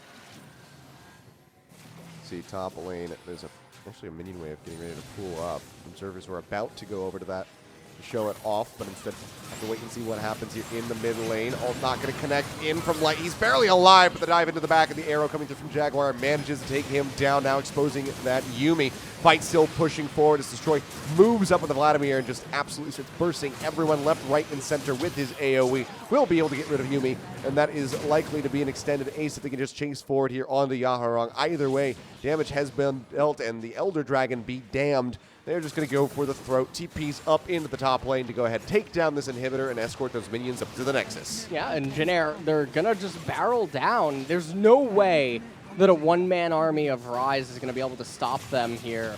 I mean, try as he might, Vladimir has his ultimate up again. Varus ultimate coming out. Kill him in the Right there in the fountain. Thank God for the Morello right there.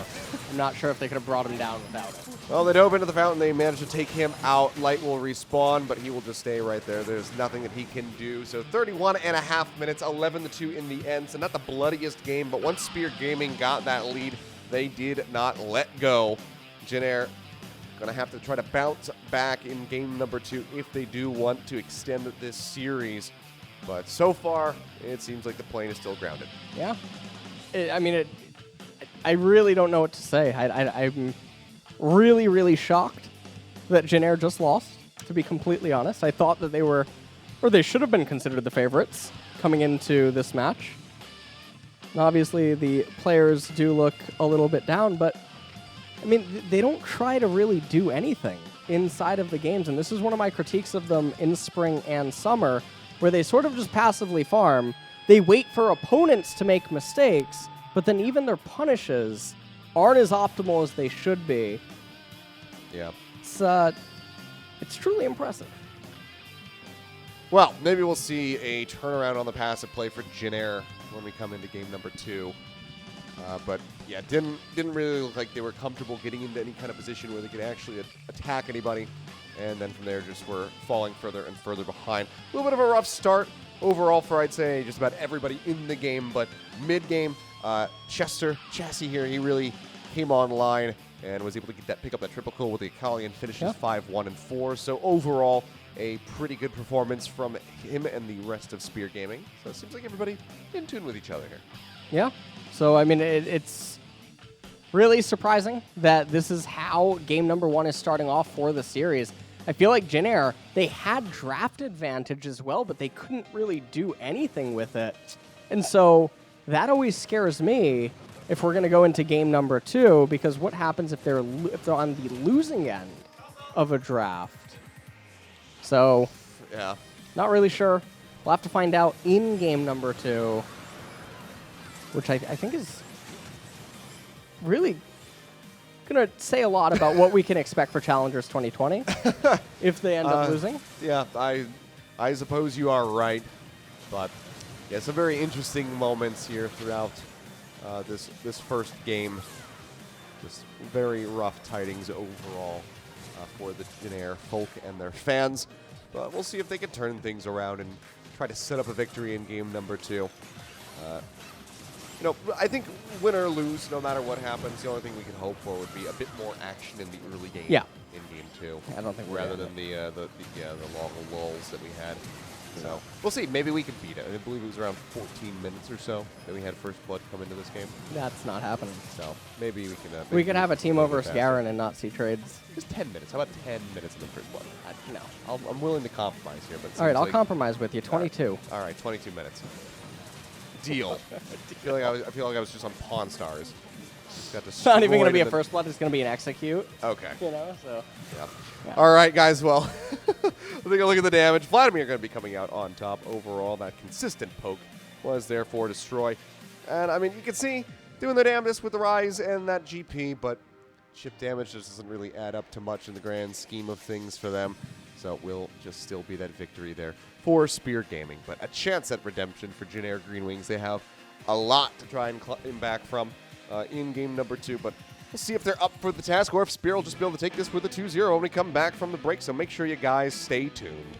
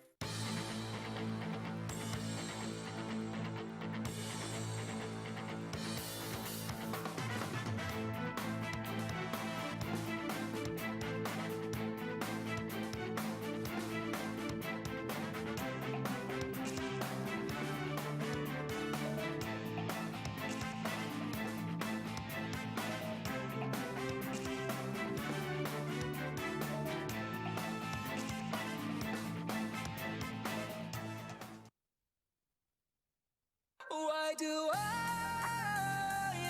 have to suffer through the thinking? Why do I have the feeling that we're sinking? I need to find a way. Find a way.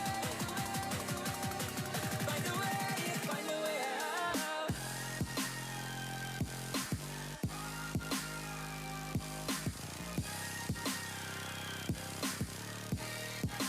Find a way out.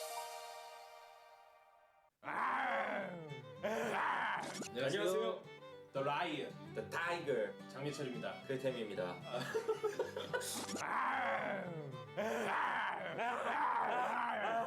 드래곤X 만나보도록 하겠습니다. 새로 또 감독 영입을 했고 원래 이제 김대우 사단이죠. 이 나머지 선수들도 도란과 초비 넘어왔고 최근까지 이제 방송인 활동을 했던 표식 선수 그리고 데프트와 드래곤X에서 연습생 생활을 하고 있던 케리아 선수까지 이제 엔트리가 완성됐어요. 심지어 코치 쪽에 예전 그 CJ 버블링 선수도 네.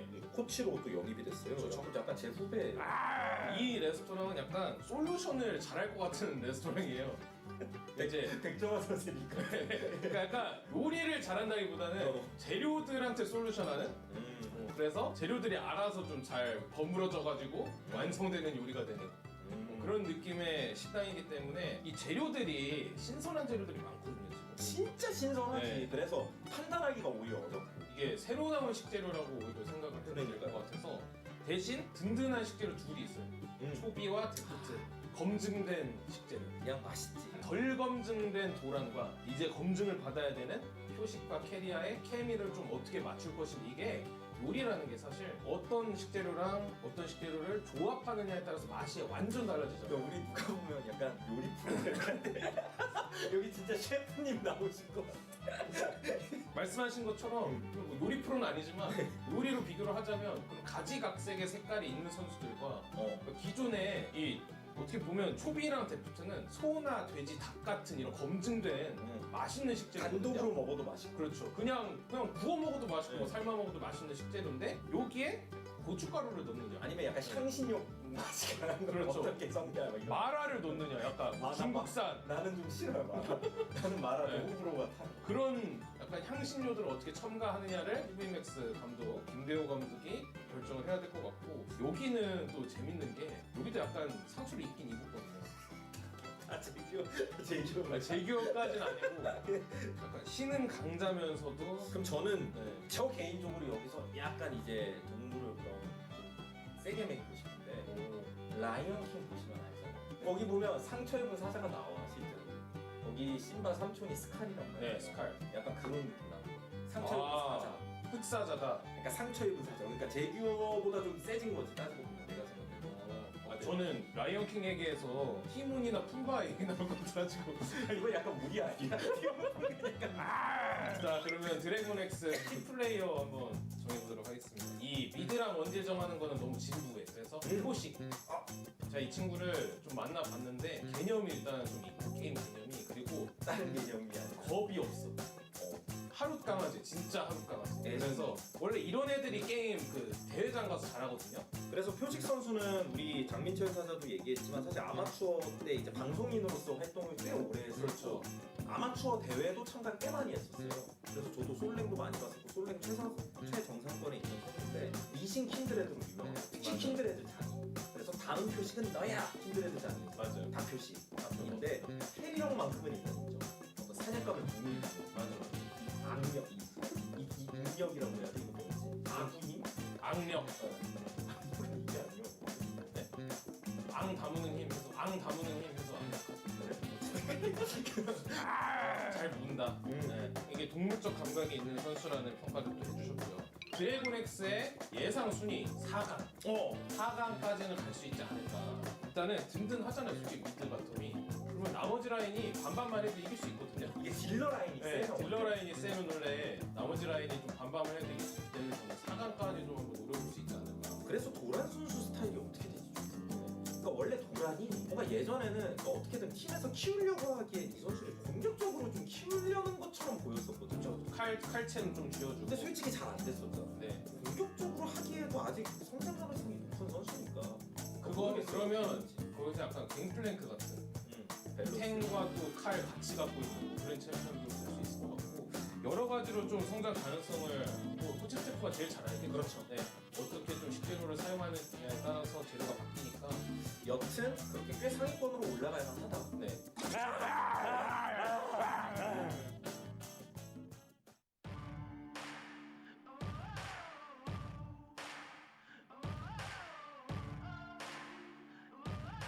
And welcome back. We are halfway through our series here. Last one of the evening. Jin Air Greenwings up against Spear Gaming, who were able to take game number 1.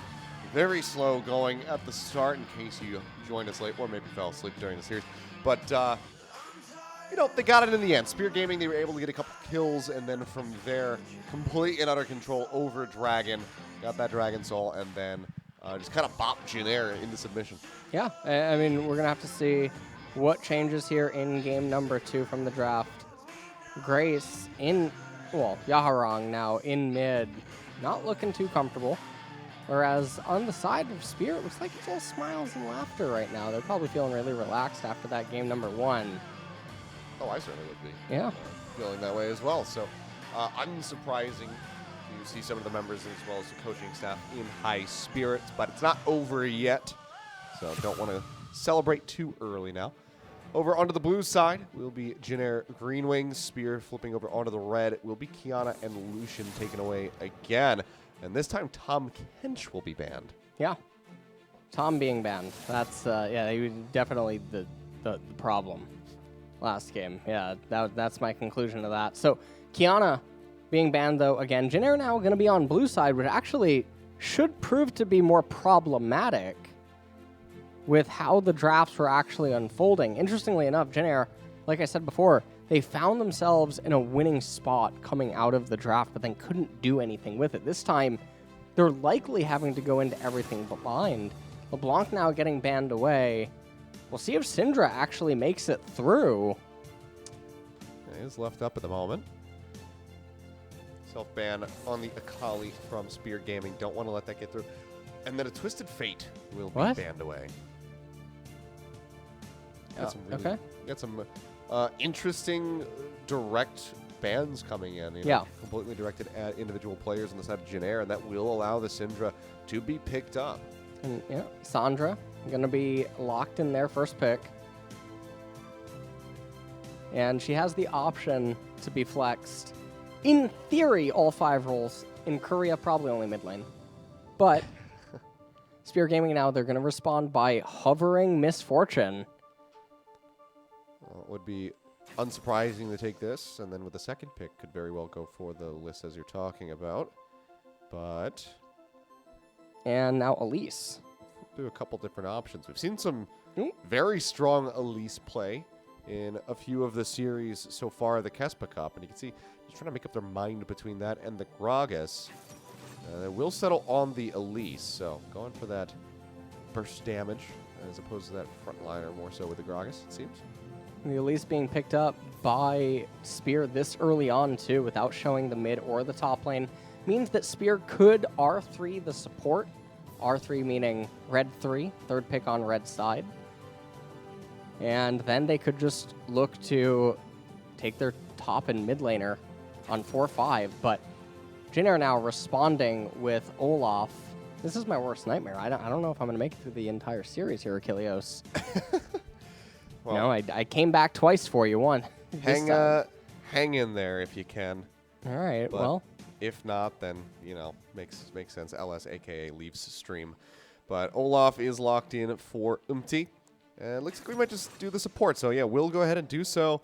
So potentially opening up a lot of focused bans in the ADC realm for Spear Gaming. Try to disable light as much as possible, but seems like it's just going to be more of the top lane order as the Renekton will be taken away. yeah, and Aurelia coming in as a response to the Syndra.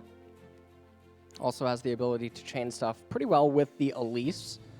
Scales pretty well against all the champions right now that Jin Air currently has picked. And so now, Renekton being banned away, like you just mentioned, Jin Air have to decide on what they want to do. I would imagine support bans.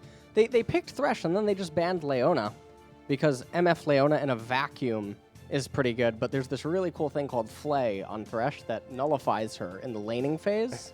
So there's no reason to really account for the mid and late transitions from the support when you're picking the Thresh and the Olaf, because you're not intending to go mid and late as is. So it's really an interesting thing here. I'm glad I'm here today with you, Achilleos, for this. Me too, LS. Me too. Well, Varus will be taken away, so at least one focus ADC ban coming through. Get rid of that long-range poke, so now we have to see where exactly Light's going to go, and then a Nautilus ban at the end. Nautilus being banned away does mean that Blitzcrank, I suppose, is still an option right now, though there is a Pike hover.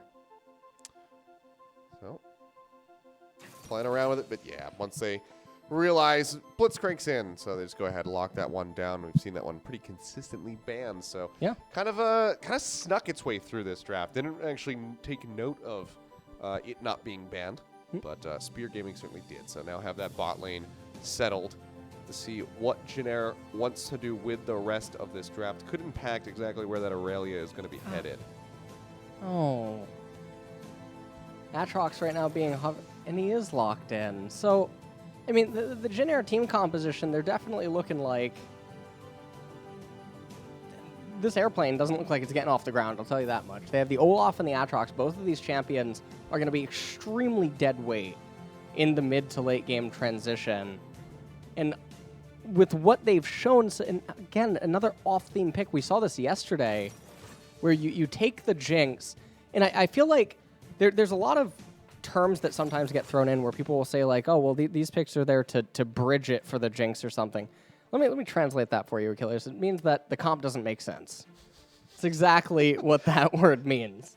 So they're off theme with each other. They're taking the Jinx as if it's somehow going to be meaningful for the late game, but they take the Atrox blind, and now they take him blind. Aurelia already beat him, and so that means that Spear Gaming would have had the option to send Aurelia top and then choose another champion into Syndra. So nothing's making sense to me right now. They have the Jinx in bot lane for late game insurance. It's not even insurance when she's playing without two teammates. Well, if I do know one thing about Jin Air, it's that sometimes things just go the opposite direction. So in game one, having a, as you say, superior draft, weren't able to find those advantages, weren't able to get the victory. Now, coming in with a bit of a questionable draft, wouldn't shock me at all to see them take this game at number 2. But let's go ahead and find out as we get ready to jump onto the Rift and see how they are going to be faring. But Spear Gaming, with the momentum on their side, the wind in their sails, might just be able to lock down a 2-0 here at the KeSPA Cup and advance forward. We'll see if they can pull that off as we go ahead and jump on a Summoner's Rift.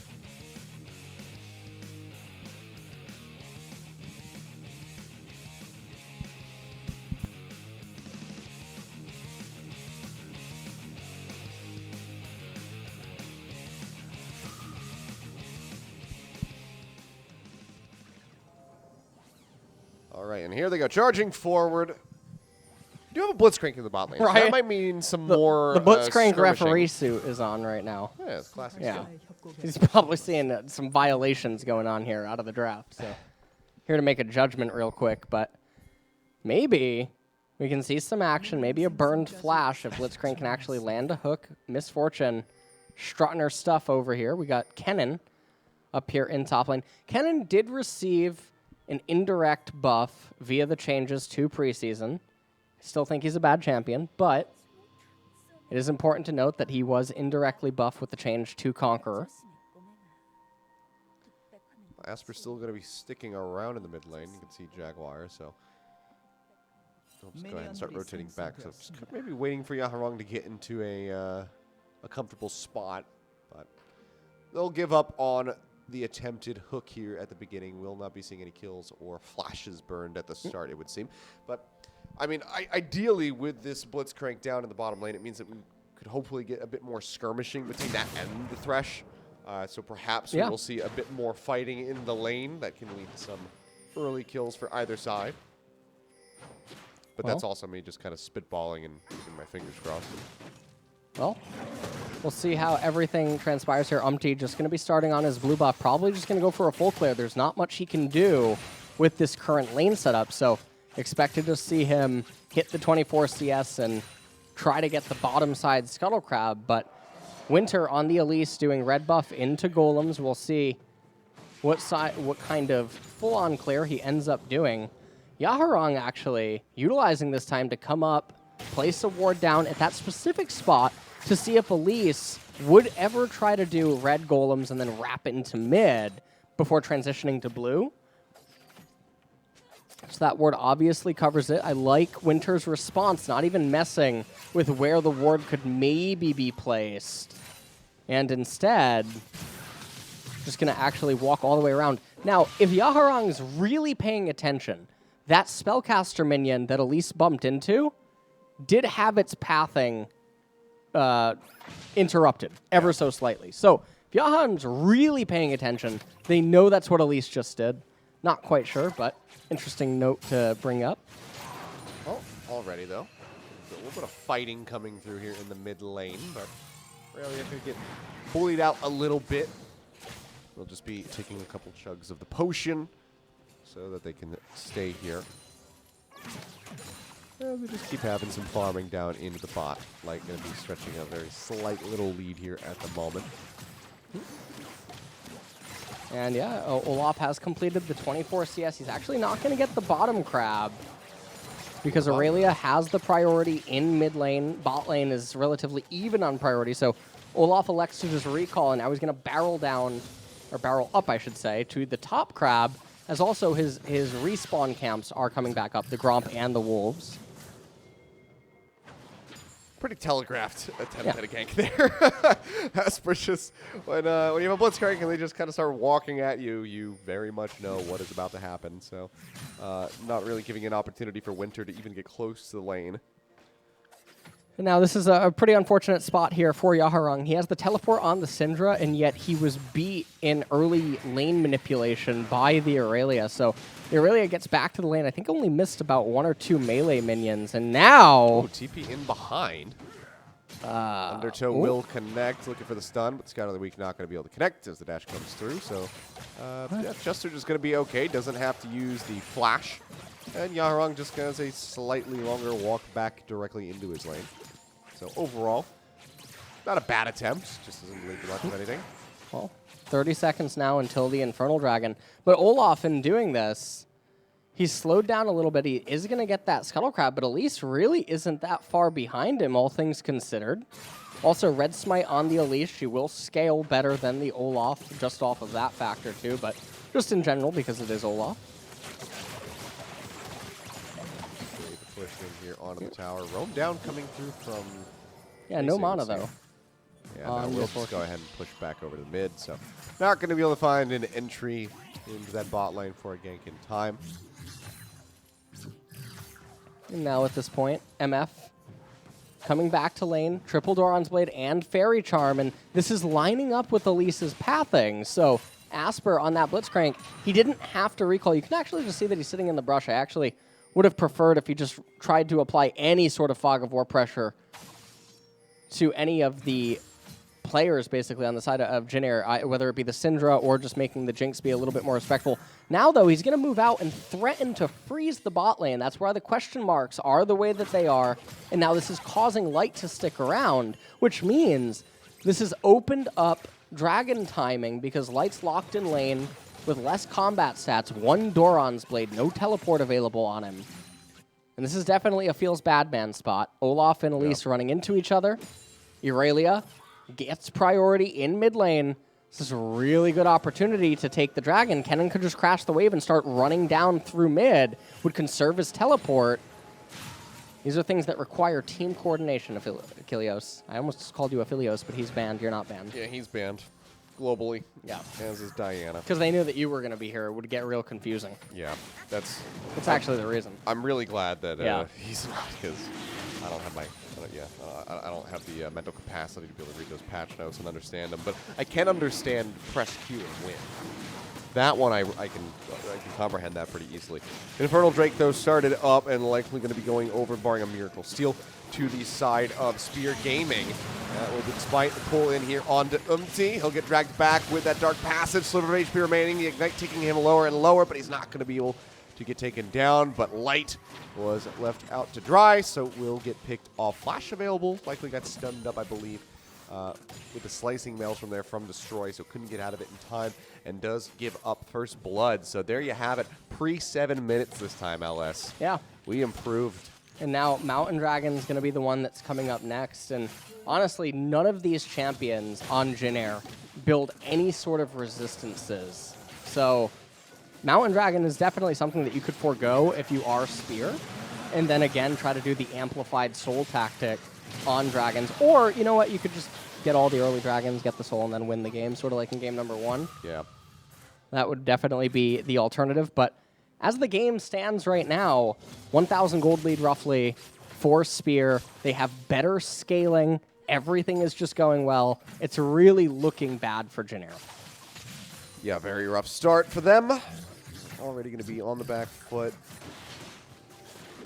So we'll see what we end up getting, whether it's going to be Ocean or Cloud again for the final Drakes to be coming through. And whether or not we'll actually get an Elder this time. But for now, Spear just going to be taking a step back. They know that they're comfortable in this lead and just want to win it incrementally. Goal difference isn't that huge. Nice stun through, but Asper on the far side of the minions couldn't get a clear line to throw that hook out and try to pull in Yaharong, so it doesn't miss out on that opportunity. In the meantime, you can see UmTi has since started up the Rift Herald right in front of the Scuttle Crab, so it was perfectly in vision. And Winter is hovering nearby, just getting rid of a couple of wards. Does he want to try to walk up? The smite is up for both of these guys. Level advantage here for UmTi, however. Hook going to be coming through, doesn't find the hit. Lower and lower the jump in and the steal away. Winter manages to find the Rift Herald and will go ahead and walk over, pick up that relic. And yeah, there you have it.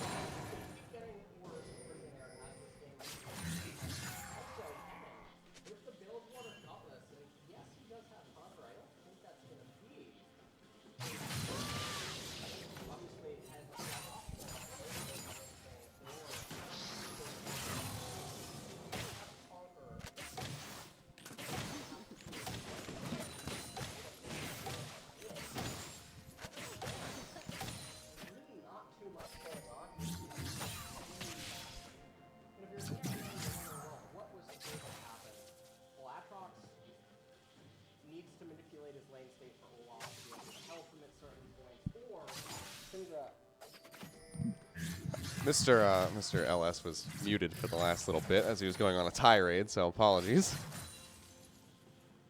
Did I go through your mic? Maybe a little bit, but I just noticed that I wasn't hearing you in my in-ear piece. And then as I glanced over, I noticed that the button was pressed down when it should in fact be pressed up. But it's okay, guys. It's there wasn't much importance to talk about. Okay. All right, well. I was just letting you go on your rant, and then I realized that the mic just wasn't working. Meanwhile, full time going to be coming through. Asper going to have to be left here to die. No way to get back in there. So Jin Air do manage to put a kill on the board. So nice little move for them with that gank coming down bot. Now the wraparound from behind. UmTi maybe looking to get in underneath the tower. The box coming in advance of the hook connecting to anything. So a bit overzealous and overconfident from Senan leads to nothing but a burnt cooldown. and less pressure on the tower. So they'll just go ahead and let the rest of that minion wave push in, and Jaguar can go ahead and scoop up the CS. Yeah. And, I mean, it does put Jin Air on the board. We'll take a look at how it happened one more time. Asper just so excited to go in there with that flash Q. UmTi was leaving. Yeah. He was dipping out, and then he's like, oh, cool. We can just kill him. The thing about this kind of a commitment play is that Mountain Dragon's spawning in a little bit over a minute, and you're wanting to flash to kill the AD Scary just for 300 gold. And it's really just not that valuable. Yeah. It would be a lot better to conserve your flash for something that's a lot more crucial and impactful for the game overall. So definitely a little bit bizarre. Ended up losing not only his flash, but also his stopwatch during that trade. Well, here comes the Rift Herald in the mid lane. This one looking a lot better than the Rift Herald that we had in mid lane last game. Yeah. The charge will actually do a significant amount of damage. Hook not going to hit anything there for Asper. Makes it to the other side of the choppers in time to stay safe, but they get the Dragon onto Winter, taking him in lower. Has to go up with that repel. Still holds onto the flash as well, so we'll be okay, but there's a good amount of damage coming out from the members of Jin Air on to Spear right as that Mountain Drake does come up. So maybe a bit of a window of opportunity. You can see Winter, though, going over to the side will be burning both the W and that Smite so that he can get some healing and actually contest this Drake. But now Smite going to be down for a little bit, but the charge will come back up in time. And Jin Air now, they're going to look to set their eyes on this mountain. Oh! They're looking for Winter. Winter is dead, He's in I a rough think. spot. Flash away. That's going to be Unleash Power coming through, and he will go down. Slicing Maelstrom from Destroy, however, right on top of them, and that sets up a double kill coming through from Jaguar. A fantastic start for Jin Air, completely spun around on its head, a 3-for-1. They lose the jungler, but no one else is there from Jin Air to even try and take this dragon, so Spear can just be patient, wait for Winter to come back up, and then add that Mountain Drake to their battle chest. Yeah, we're going to have to see what happens here. So Elise goes up in the air and then flashes away, but then both players actually flash at Elise, which was really surprising because the dragon was 1 at that point, and killing Elise is only 300 gold. So it's not worth that heavy of an investment. Kennen able to follow up slightly thereafter with a slicing Maelstrom, gets the double kill as well. And Jin Air, they find themselves in a really, really bad spot. And interestingly, Spear elected not to capture the Mountain Drake, even though they had the Blitzcrank and the MF. So I really am wondering if it truly is intentional. It's kind of starting to look that way. I mean, they have to know though, at this point it's, you know, obviously they know it's not going to be the Infernal. But we'll see what they're going to be playing for, and it's going to be the Ocean again. Well, Ocean Dragon. Now, if Spear can get Dragon number 3, 4, and 5, would be fantastic, just like in game number 1. It would basically, it would delete all chance that Syndra, Olaf, and Aatrox can even play the game. And so it would truly come down to the Jinx show. But MF, so strong right now. Yeah, 3-0-1 with the bounty. So Essence Reaver completed alongside the 2 Dorans. You can see, tell UmTi he really wants to clear out that control ward, but the threat of Asper getting that hook through is just too much to deal with, so we'll have to peel back. And right now, Spear, I'm just biding their time. 4 minutes until the next Ocean Dragon. There's no real reason to have any sort of a fight. And again, I love talking about these little things because I feel like the public really overestimates certain dragons. Even the Infernal, it's not really doing all that much right now, but it is noticeable more so than the Mountain Drake. When you go champion by champion and ask yourselves, like, well, what is that amplification really giving in terms of MR and armor stats? And honestly, it's not that much, but we got a TP coming. Yep, going in for the play. That'll be the Dark Passage. The Slicing Maelstrom, however, ready to lock them up. Light going lower and lower. Escapes back underneath the tower, but it will be Senan falling with the minion wave pushing forward, and 4 members of Spear Gaming poised and ready to claim the tower. 15 minutes here as the first one of the game will go down in the bot lane, so now going to be tacking on that extra bit of gold to try and stretch what was a moderate lead into a significantly better one here for Spear. Meanwhile, mid lane, Syndra not really able to achieve much, even though Aatrox is getting a lot of chip damage on that top tier one. Doesn't really mean anything. Turret plates are already gone. And all that this means is that they're going to open up the map, which isn't really... I mean, you could argue that it's even more favorable for Spear if that ends up happening. As we take a look at the replay, Slicing Maelstrom locking up both of the members here. Bullet Time able to bring down Thresh. Could have gotten that a little bit sooner in the bullet time. Likely would have seen Light falling as well. But either way, still a good play by Spear. Good to see them being proactive and using those teleports. Because when you have that cannon up top, you want to be able to bring them in when that Slicing Maelstrom is available. So overall, a good call from Spear Gaming. Rift Herald getting started up by Jin Air. See if they can take this one down. As we're also not that far away from that Baron, of course. Jumping forward, looking for the stun. Not going to connect on the Light. Still get a little bit of damage. But now going to slow it up. Good damage coming out from the Jinx, and that will, in fact, be a kill over to Jin Air. Light getting excited, but taking a ton of damage. Is going to have to go ahead and peel back. But a good pick off here for Jin Air, prolonging the game and getting rid of those minions as well. So Spear can't just push in and try and take down this tier 1 turret yet. So still will have to get through the minion waves. As we do see Senan coming around the backhand side. But yeah, it's just too much. Winter with good pathing will shove them back, and that will be another tower now falling for Spear. Yeah, and the mid tier 1 and the bottom tier 1 turrets for Spear are so healthy that it's pretty hard to imagine that they would be going down anytime soon. As we take a look at this replay, and you can see what Chasy want. If he ends up landing the stun onto Light, he can do a massive amount of damage, but even still, Thresh is in such close proximity that it would just be able to be flayed away into chaining the Lantern. So Chasy getting a little bit overzealous there in mid lane. Gets punished for it, but no Rift Herald capture for Jin Air, which means that 1 minute until the Ocean Dragon.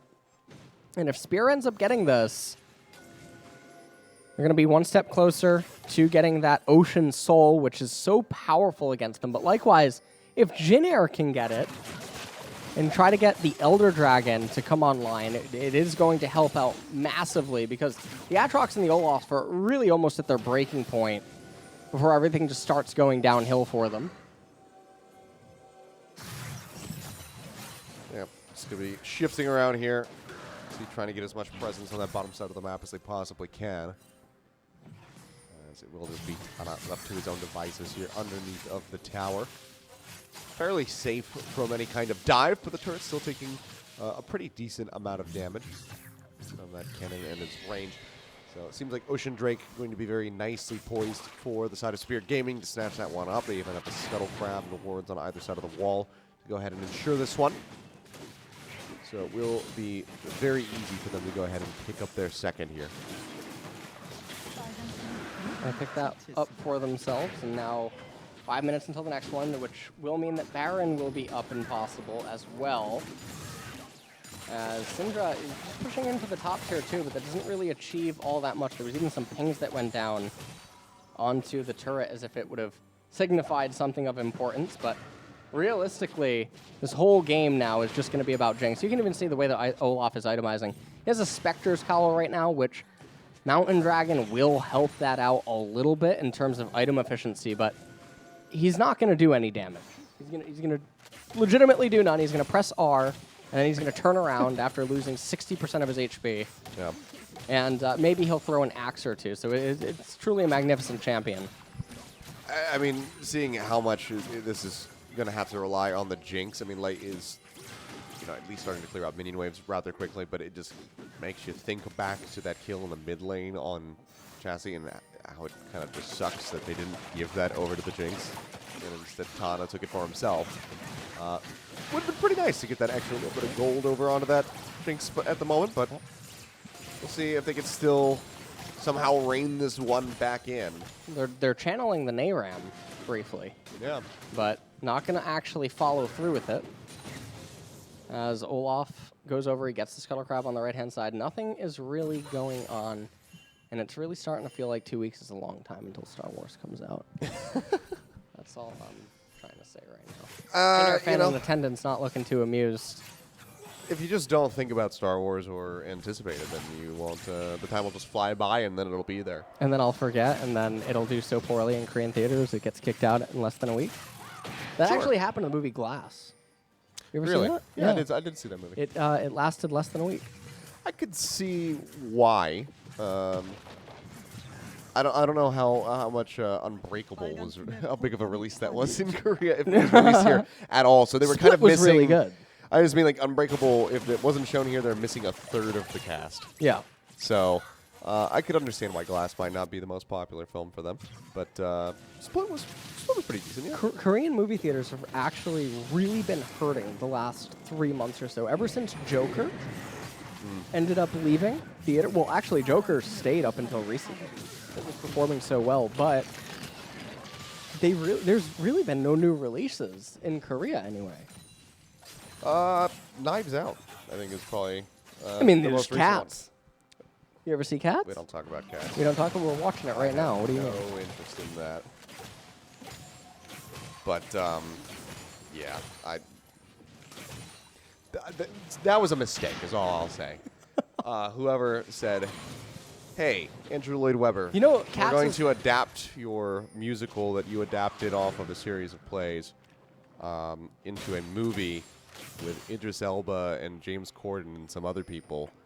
Whoever made that decision should retire. Well, Cats is the first movie to ever be patched. Yes. Did you see that? Yeah, they're updating it in theater. In theater, it's getting updated. Well, It's actually magnificent. if it works out anything like the people who worked on Sonic the Hedgehog, then they'll all be let go after this, That's actually which is so very sad. unfortunate. It's really weird. Yeah. Yeah. I make that unfortunate joke, but it's actually a damn shame that happened to those people. Yeah. Well, Go see Knives Out, though. If you haven't seen that, it's Okay. fantastic. all right. Absolutely phenomenal. Anything on Netflix? Not really. Oh, You came out today. Season 2. Maybe you don't watch that. It's about a psychopath killer that falls in love with people, and then it's really weird, but it's really good. Interesting. Yeah. I haven't watched. I have to get back into the Netflix. I was watching HBO's Watchmen, which I quite enjoyed. So I haven't had too much time for Netflix shows. But now that Watchmen is over, maybe I can make some room in my playlist. Asper looking to fish for a hook, but neither he nor Senan has been able to get into a position to let that happen. Destroy going on with a very deep flank. Ward coming down around the side, so obviously TaNa now knows that there is somebody on that side of the map, so he just has to go ahead and peel out of there. He joins with the rest of the team. Oh, man! Syndra. Yeah, Scout of the Week with the Unleashed Power, and that is just going to be Winter disappearing as the Dragon gets ready to spawn in 8 seconds. A very nice pick for Jin Air. And suddenly, you have to start thinking, will they be finding a way back into this game? Well, certainly starting to get the wheel in motion to do so. I mean, that was a really nice pickoff right there by Yaharong. Syndra's a pretty nice champion. Managed to just completely one-shot that Elisa. I'm pretty sure that Winter's even surprised. Just watch how this happens. W misses. And then QE and R. Very impressive. Yep, just dead. Right there. Perfect. Completely and utterly erased from existence there, so very good pickup does lead to that Ocean Drake. So now an Ocean Drake apiece. Both of these teams going to be 2 away from the Dragon Soul, so we'll be further prolonging this game here as we approach the 25-minute mark. 4-5, and I mean, overall, this has just been very close. We haven't had that much of a gold lead. I think the largest one that we had was maybe about 2,000 when the first tower went down. So now you're looking at about 1.3, 1.4 thousand gold. So very close margins. Yeah. And if Jin Air especially could just kill Jaguar once, cash in that major bounty that he has on his head right now, that would very much help them slingshot back into this game. Imagine if Light got that bounty claim. Yeah, if Jinx can be the one that gets a hold of it, it's obviously going to be super beneficial for Jin Air inside of this game. But now the game did just get massively slowed down, by the way, though, as both parties are going to have to get 2 more dragons apiece in order to spawn the Elder. So we're in for the long haul. I took notice. But It's all right. That's what you get. That's what you should be expecting when you come into a Jin Air series. Push forward, looking for the hook. Just doesn't quite have the range there, so Asper not going to be able to land it. I'm not going to lie. I think we can probably count on one hand how many hooks Asper has connected with. Yeah. Doesn't seem like it's been that many. And some of the ones that he even wanted to go for weren't that ideal. Yeah. So I'm going to need the ref to actually count himself out here. As he has Shirelia's, by the way, on Blitzcrank as his second item of choice. I actually don't mind that. Okay. He wants to go fast. Yeah, he's going to go quick. Nice ward place down. 2.5 minutes until the next Ocean Dragon.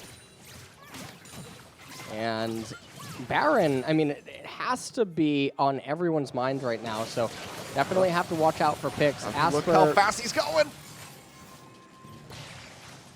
To be fair to him, he landed the hook. He did land it on the Ragnarocking. the immovable object, yeah. It was really good. It just, when he lands it when it literally doesn't matter. Top tier 2 tower taking actually a lot of damage from those minions just consistently being pushed in. That one is about ready to go, which would give a tie-up on the turret score here for Jin Air.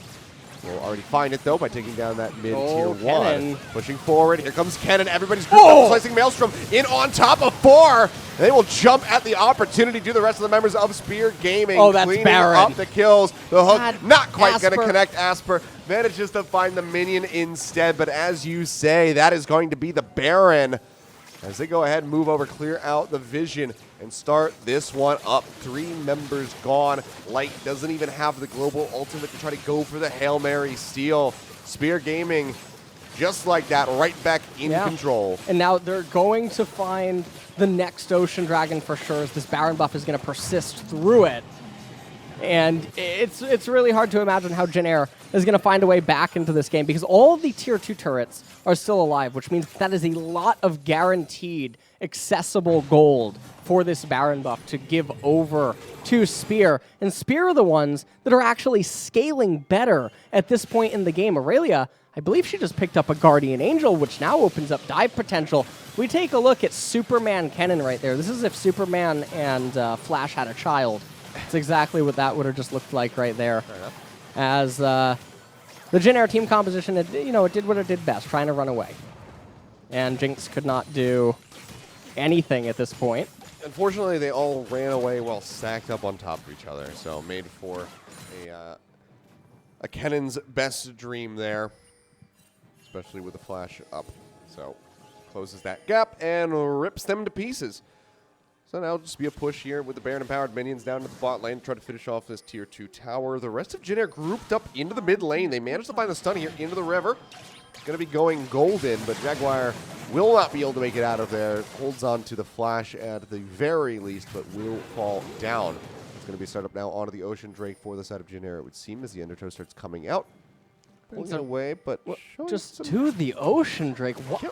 Why are you prioritizing the tier 2 mid turret over the Ocean Dragon that threatens Soul? It seems to be Break it down for me, Achilles. I'm having a little bit of difficulty wrapping my head around this. I would guess that this is just going to be a bit of miscommunication from the side of Jin Air. I had hazelnut earlier, right? And normally my symptoms are my throat closes up, I get hives, I get runny eyes and stuff, but now I'm starting to think I'm hallucinating. You're not. It's just some indecisiveness. Now they still will be able to scoop up the Ocean Drake.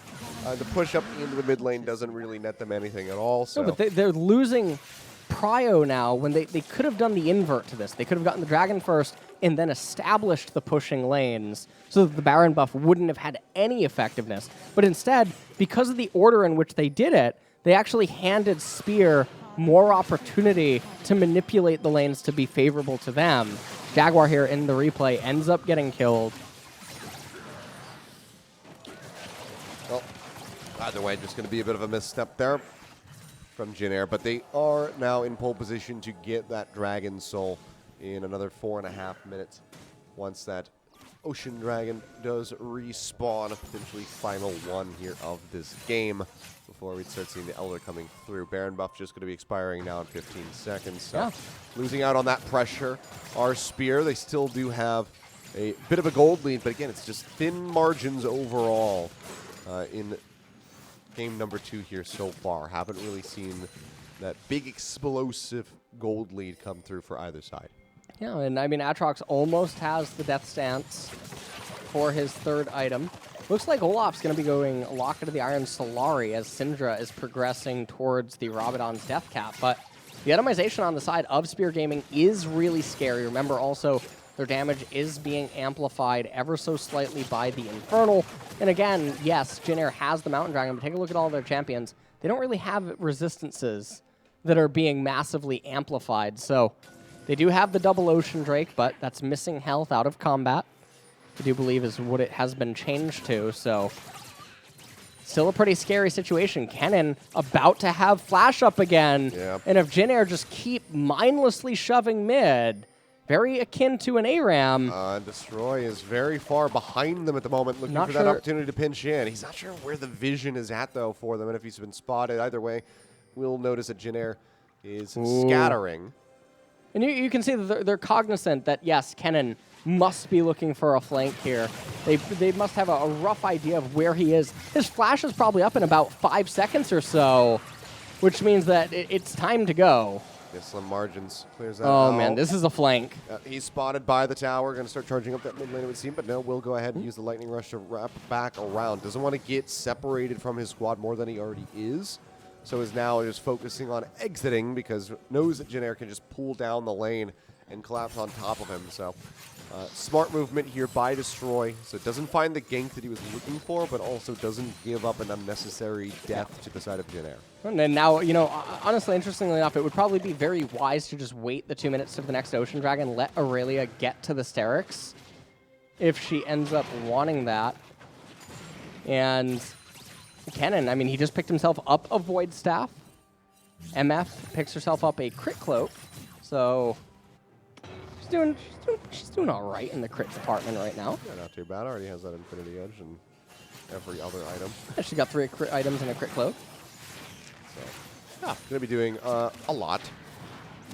As it does turn out. You can see though, Jinx Rockets do chunk. And 33 minutes right now is the game timer. Baron coming up in 30 seconds, so it's going to be the first point of contention before the Ocean Soul, which means that if Spear gets it, they should also get the Ocean Dragon, which means that we will have a 7-dragon game. That is pretty rare.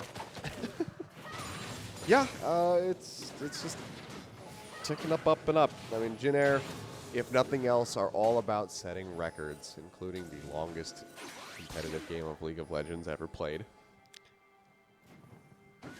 Let's see what they can get done. UmTi just throwing a spear directly into the wall, 6 inches in front of his face. Doesn't find any harassment as they start poking forward.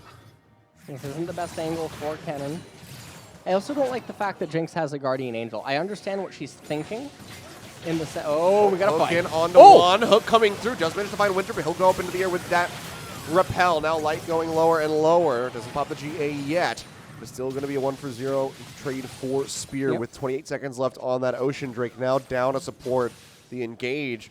Barring a pick off, a stun rather, from the Syndra. It's very limited for Jin Air. And right now you can see Spear. They're just 2-manning this Baron, and this might make Jin Air actually think that they're not on it, but now the Lightning Rush and everything must give it away.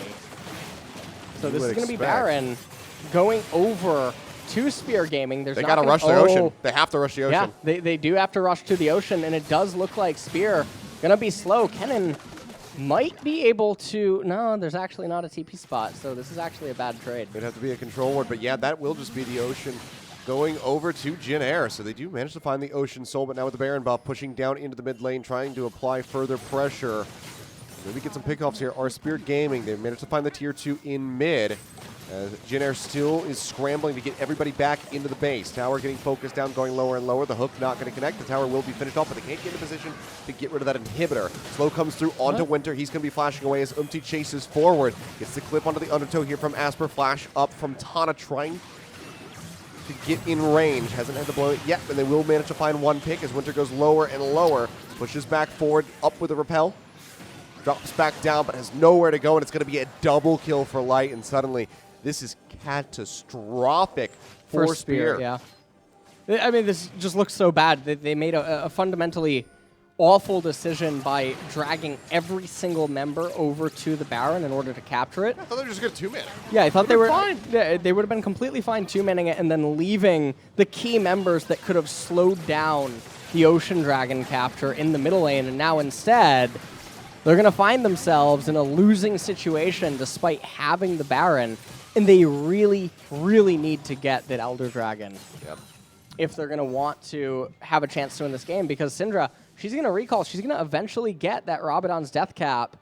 And now with 3 Ocean Dragons and the Soul, it's going to make things really hard for the Kennen and the Aurelia unless the opponents just find themselves with absolutely no response to the engage. As we see here, it's a full-on retreat, but they invest quite a bit. Blitzcrank even flashing for no reason. Elise throws the cocoon a little bit too early, but I mean, also just incredibly poor communication or realization from Winter. Going back in to try to get the cocoon, they thought that they could turn it just because there was a bullet time running from the Misfortune, but there wasn't anyone squishy enough standing in it that would have been able to convert that into a kill.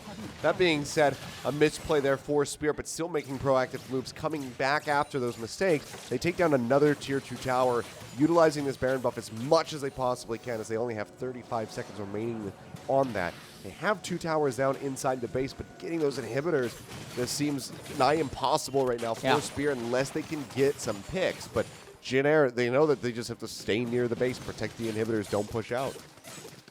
And at this point, it is definitely scary for both of these teams still. Elder is really the only thing that we have to wait for. It looks like Syndra's waiting probably really close to Rabadon's death cap. She's just wiggling in the base, and she has it. So that's a massive spike for Syndra. Yep. And honestly, Solari plus Ocean Soul, if they just hold a Phalanx and protect the Jinx, it's going to be so difficult for Jin Air to actually shred through everything. Kennen, well, stun in onto Asper. Ragnarok going to be popped. I did misspeak earlier, actually. It's only just the 1 tower taken down inside the base. So still more work to be done there by Spear. But this is a very precarious spot to be in. Spear Gaming, and we're going to have Elder and Baron spawning within seconds of each other as well. Wow. So Jin Air very much going to have the position of forcing Spear around the map. At this point now, they are moving up bottom lane. They're going to be able to raise that Tier 2 turret, and we are approaching these super endgame stages. We're not even at 40 minutes. We're not even halfway there yet, LS. Oh, okay. If we want to break the record, we're going closer to midnight. But we'll see how this game does end up wrapping up. Still with the gold lead here are Spear. Jin Air, you can tell that they're not really sure what they can do, what they can get away with. Just kind of have to keep floating around the map and just be prepped for these objectives spawning in a little over 1.5 minutes each. And who do you think is going to win this game here? Not us. All right. We're the losers in this one.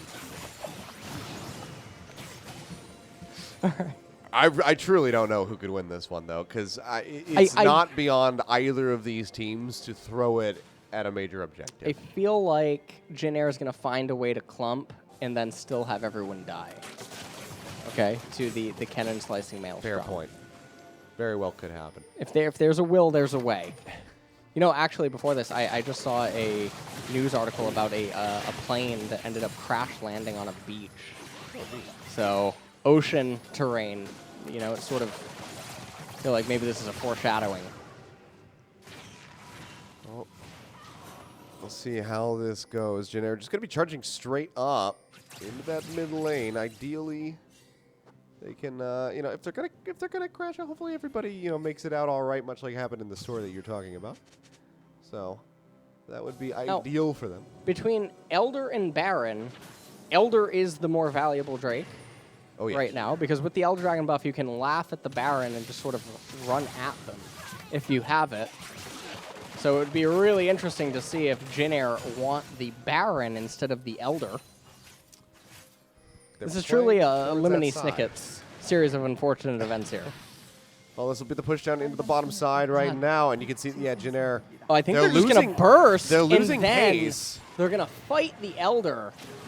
Okay. Kennen, natural flank being created. The Elder started up, but it's not even close to halfway at the moment. Still a long ways to go. Kennen. This is a really precarious spot. I would say Spear probably have to get out of there. Destroy's trying to find his way into the back line, finds a shot there onto Senan as the Elder Dragon is still in combat. UmTi has made his way into the pit. He's trying to get up on top of Winter, who goes up with the repel. Asper taking a little bit of damage, and Chasy playing on the side, and that's going to be the slicing maelstrom. Like you said, they all clump up. They were so hungry to get in range of that Elder Dragon that they all step a bit too close to each other, and now they say sayonara. They are gone. UmTi left alive but with nowhere to go. The TP is coming through, and they have done it yet again at a major objective. Jin Air stand too close, and they all go tumbling down. Killers, they had map hacks. They could see where Kennen was. They had total vision of everything. There was 5 members deciding the movement right there for how they were going to approach the Elder.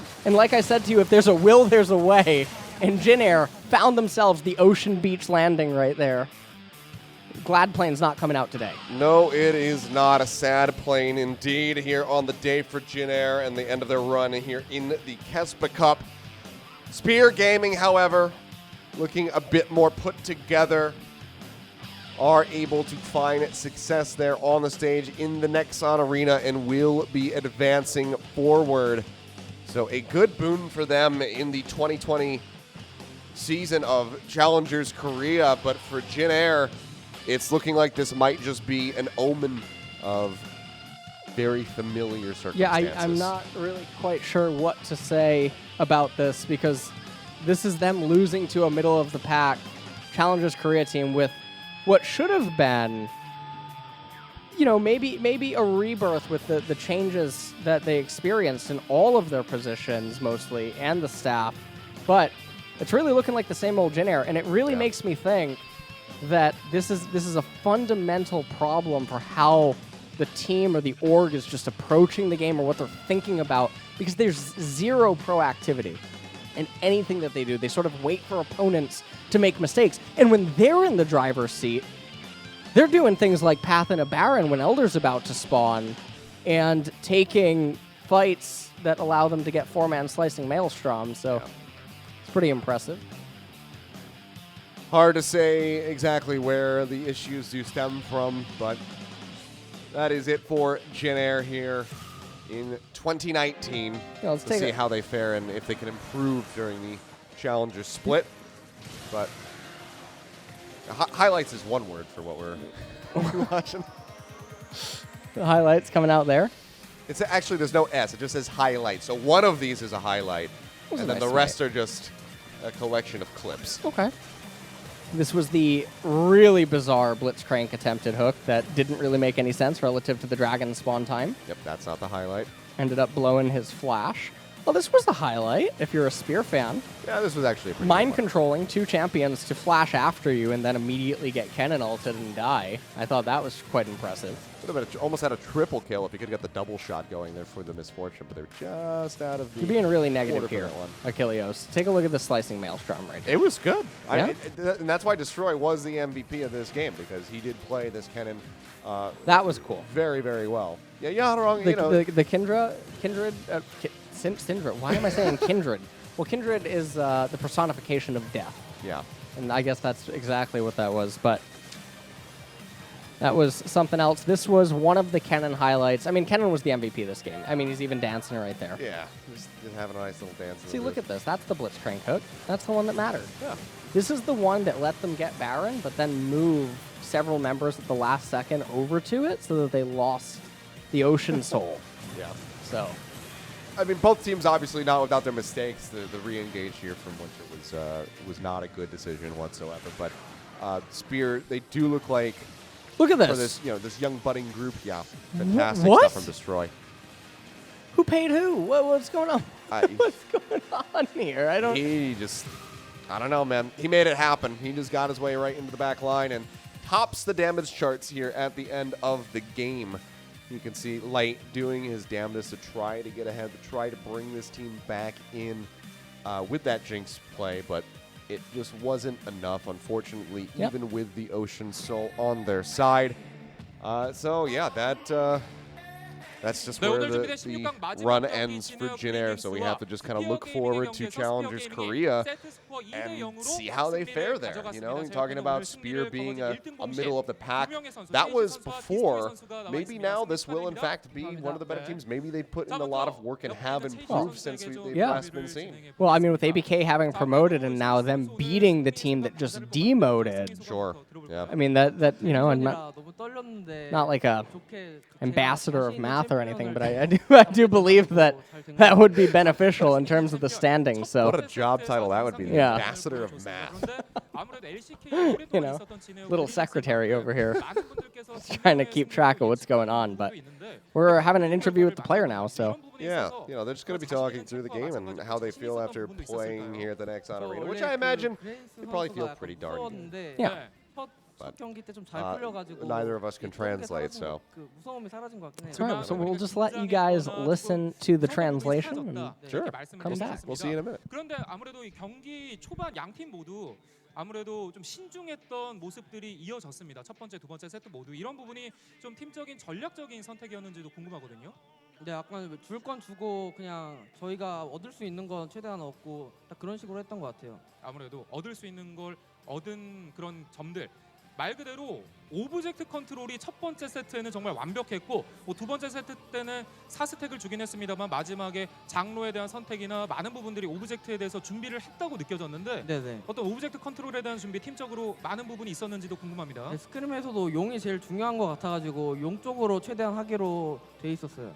용 쪽으로. 네. 네, 그런 부분 좀 오늘 잘 맞아 떨어졌나요? 네네. 그 준비한 대로 좀 잘 된 것 같아서 기분 네. 좋습니다. 알겠습니다. 네. 정말 들썩들썩 하시는 게 많이 신나신 것 같은데 자 이제 옆에 있는 또 디스트로이 선수 한번 얘기 나눠보겠습니다. 안쪽으로 모실게요. 자 디스트로이 선수도 이제 오늘 승리 아무래도 새롭게 팀과 함께하면서 좀 소감이 남다를 것 같은데 소감 먼저 말씀해 주시죠. 일단은 진에어 경기전 2대0으로 깔끔하게 이겨서 기분 되게 좋고요. 이제 다음이 아마 DRX죠. 네, 그렇죠. 아마 힘들 것 같지만 그래도 잘 해야 되지 않을까. 네.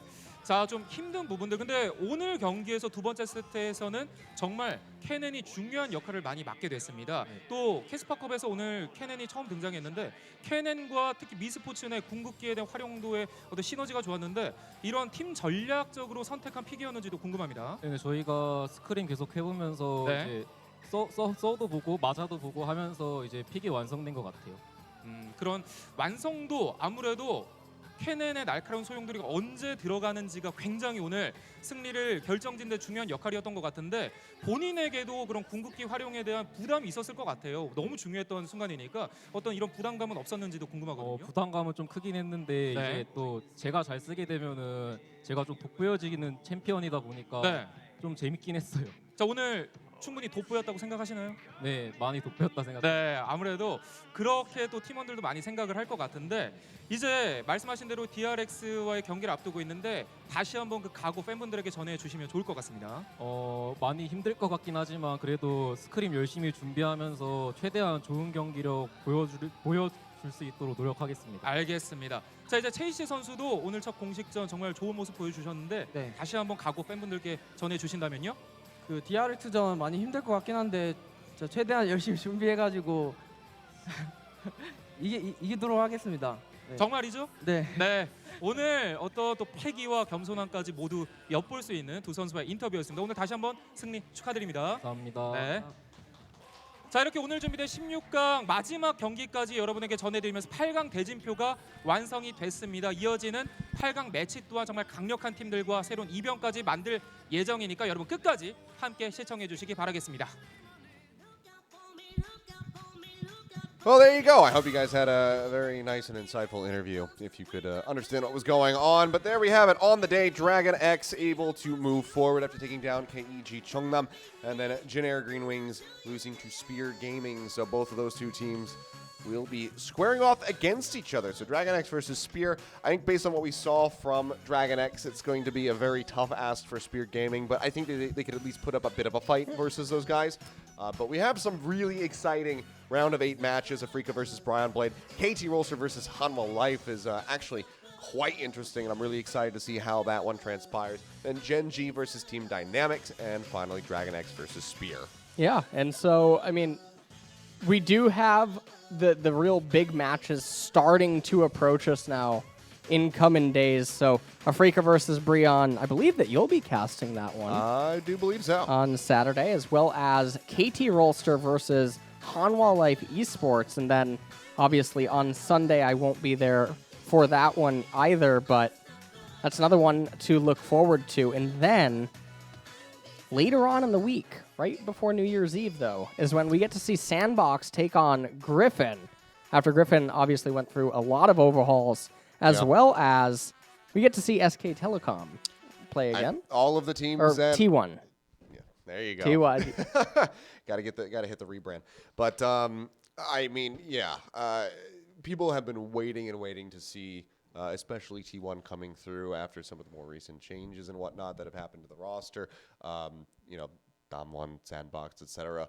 All of those guys just kind of waiting at the end of the line. We keep getting closer and closer, but now we've kind of trimmed the fat a little bit here from the lineups. We've gotten some very good matchups that are going to be coming here on the horizon. I think, honestly, Hanwha Life versus KT Rolster I find to be the most exciting that we have in the immediate future. Okay. You're giving me a nice little look about that one. I think that is actually going to be a pretty good series, so I'm looking forward to potentially casting. Well, KT was looking like they were struggling against the KG Ulsan team, so a little bit. That was it was really rough at the start. Yeah, but you know what though, GEN.G versus Dynamics, the winner of that will go on to face SKT, and so that's definitely a bit interesting. I mean, GEN.G versus SKT would be a pretty big match. So a lot of things in the future to potentially. What do you think? You think Spear's going to beat DragonX or what? No. Good night. No, I don't think that they'll be able to do it. I think that DragonX is just a little bit too good. But like I said, I think that Spear can put up a fight. I think that they can make a very valiant effort. And if they prove me wrong, then hey, congratulations. You guys are fantastic for a challenger team. All right. Well. If they, I mean, I really don't know what else to say about that. So we're gonna have the Spicy Masters coming up, and then I mean, looking at all the games that have been played thus far, obviously we haven't seen all of the teams. Sure. I'm really excited to continue to see how GEN.G and DragonX, though, perform in particular throughout the remainder of the tournament. Yeah, I am as well. I think it's going to be a good one to keep your eyes peeled on. But guys, thank you so much for joining us here tonight. Matches not tomorrow, but the day after. That's a Saturday in Korea. Matches will return. That's when we'll see Hanwha versus KT. So go ahead, mark your calendars, and we'll see you then. Thanks for tuning in.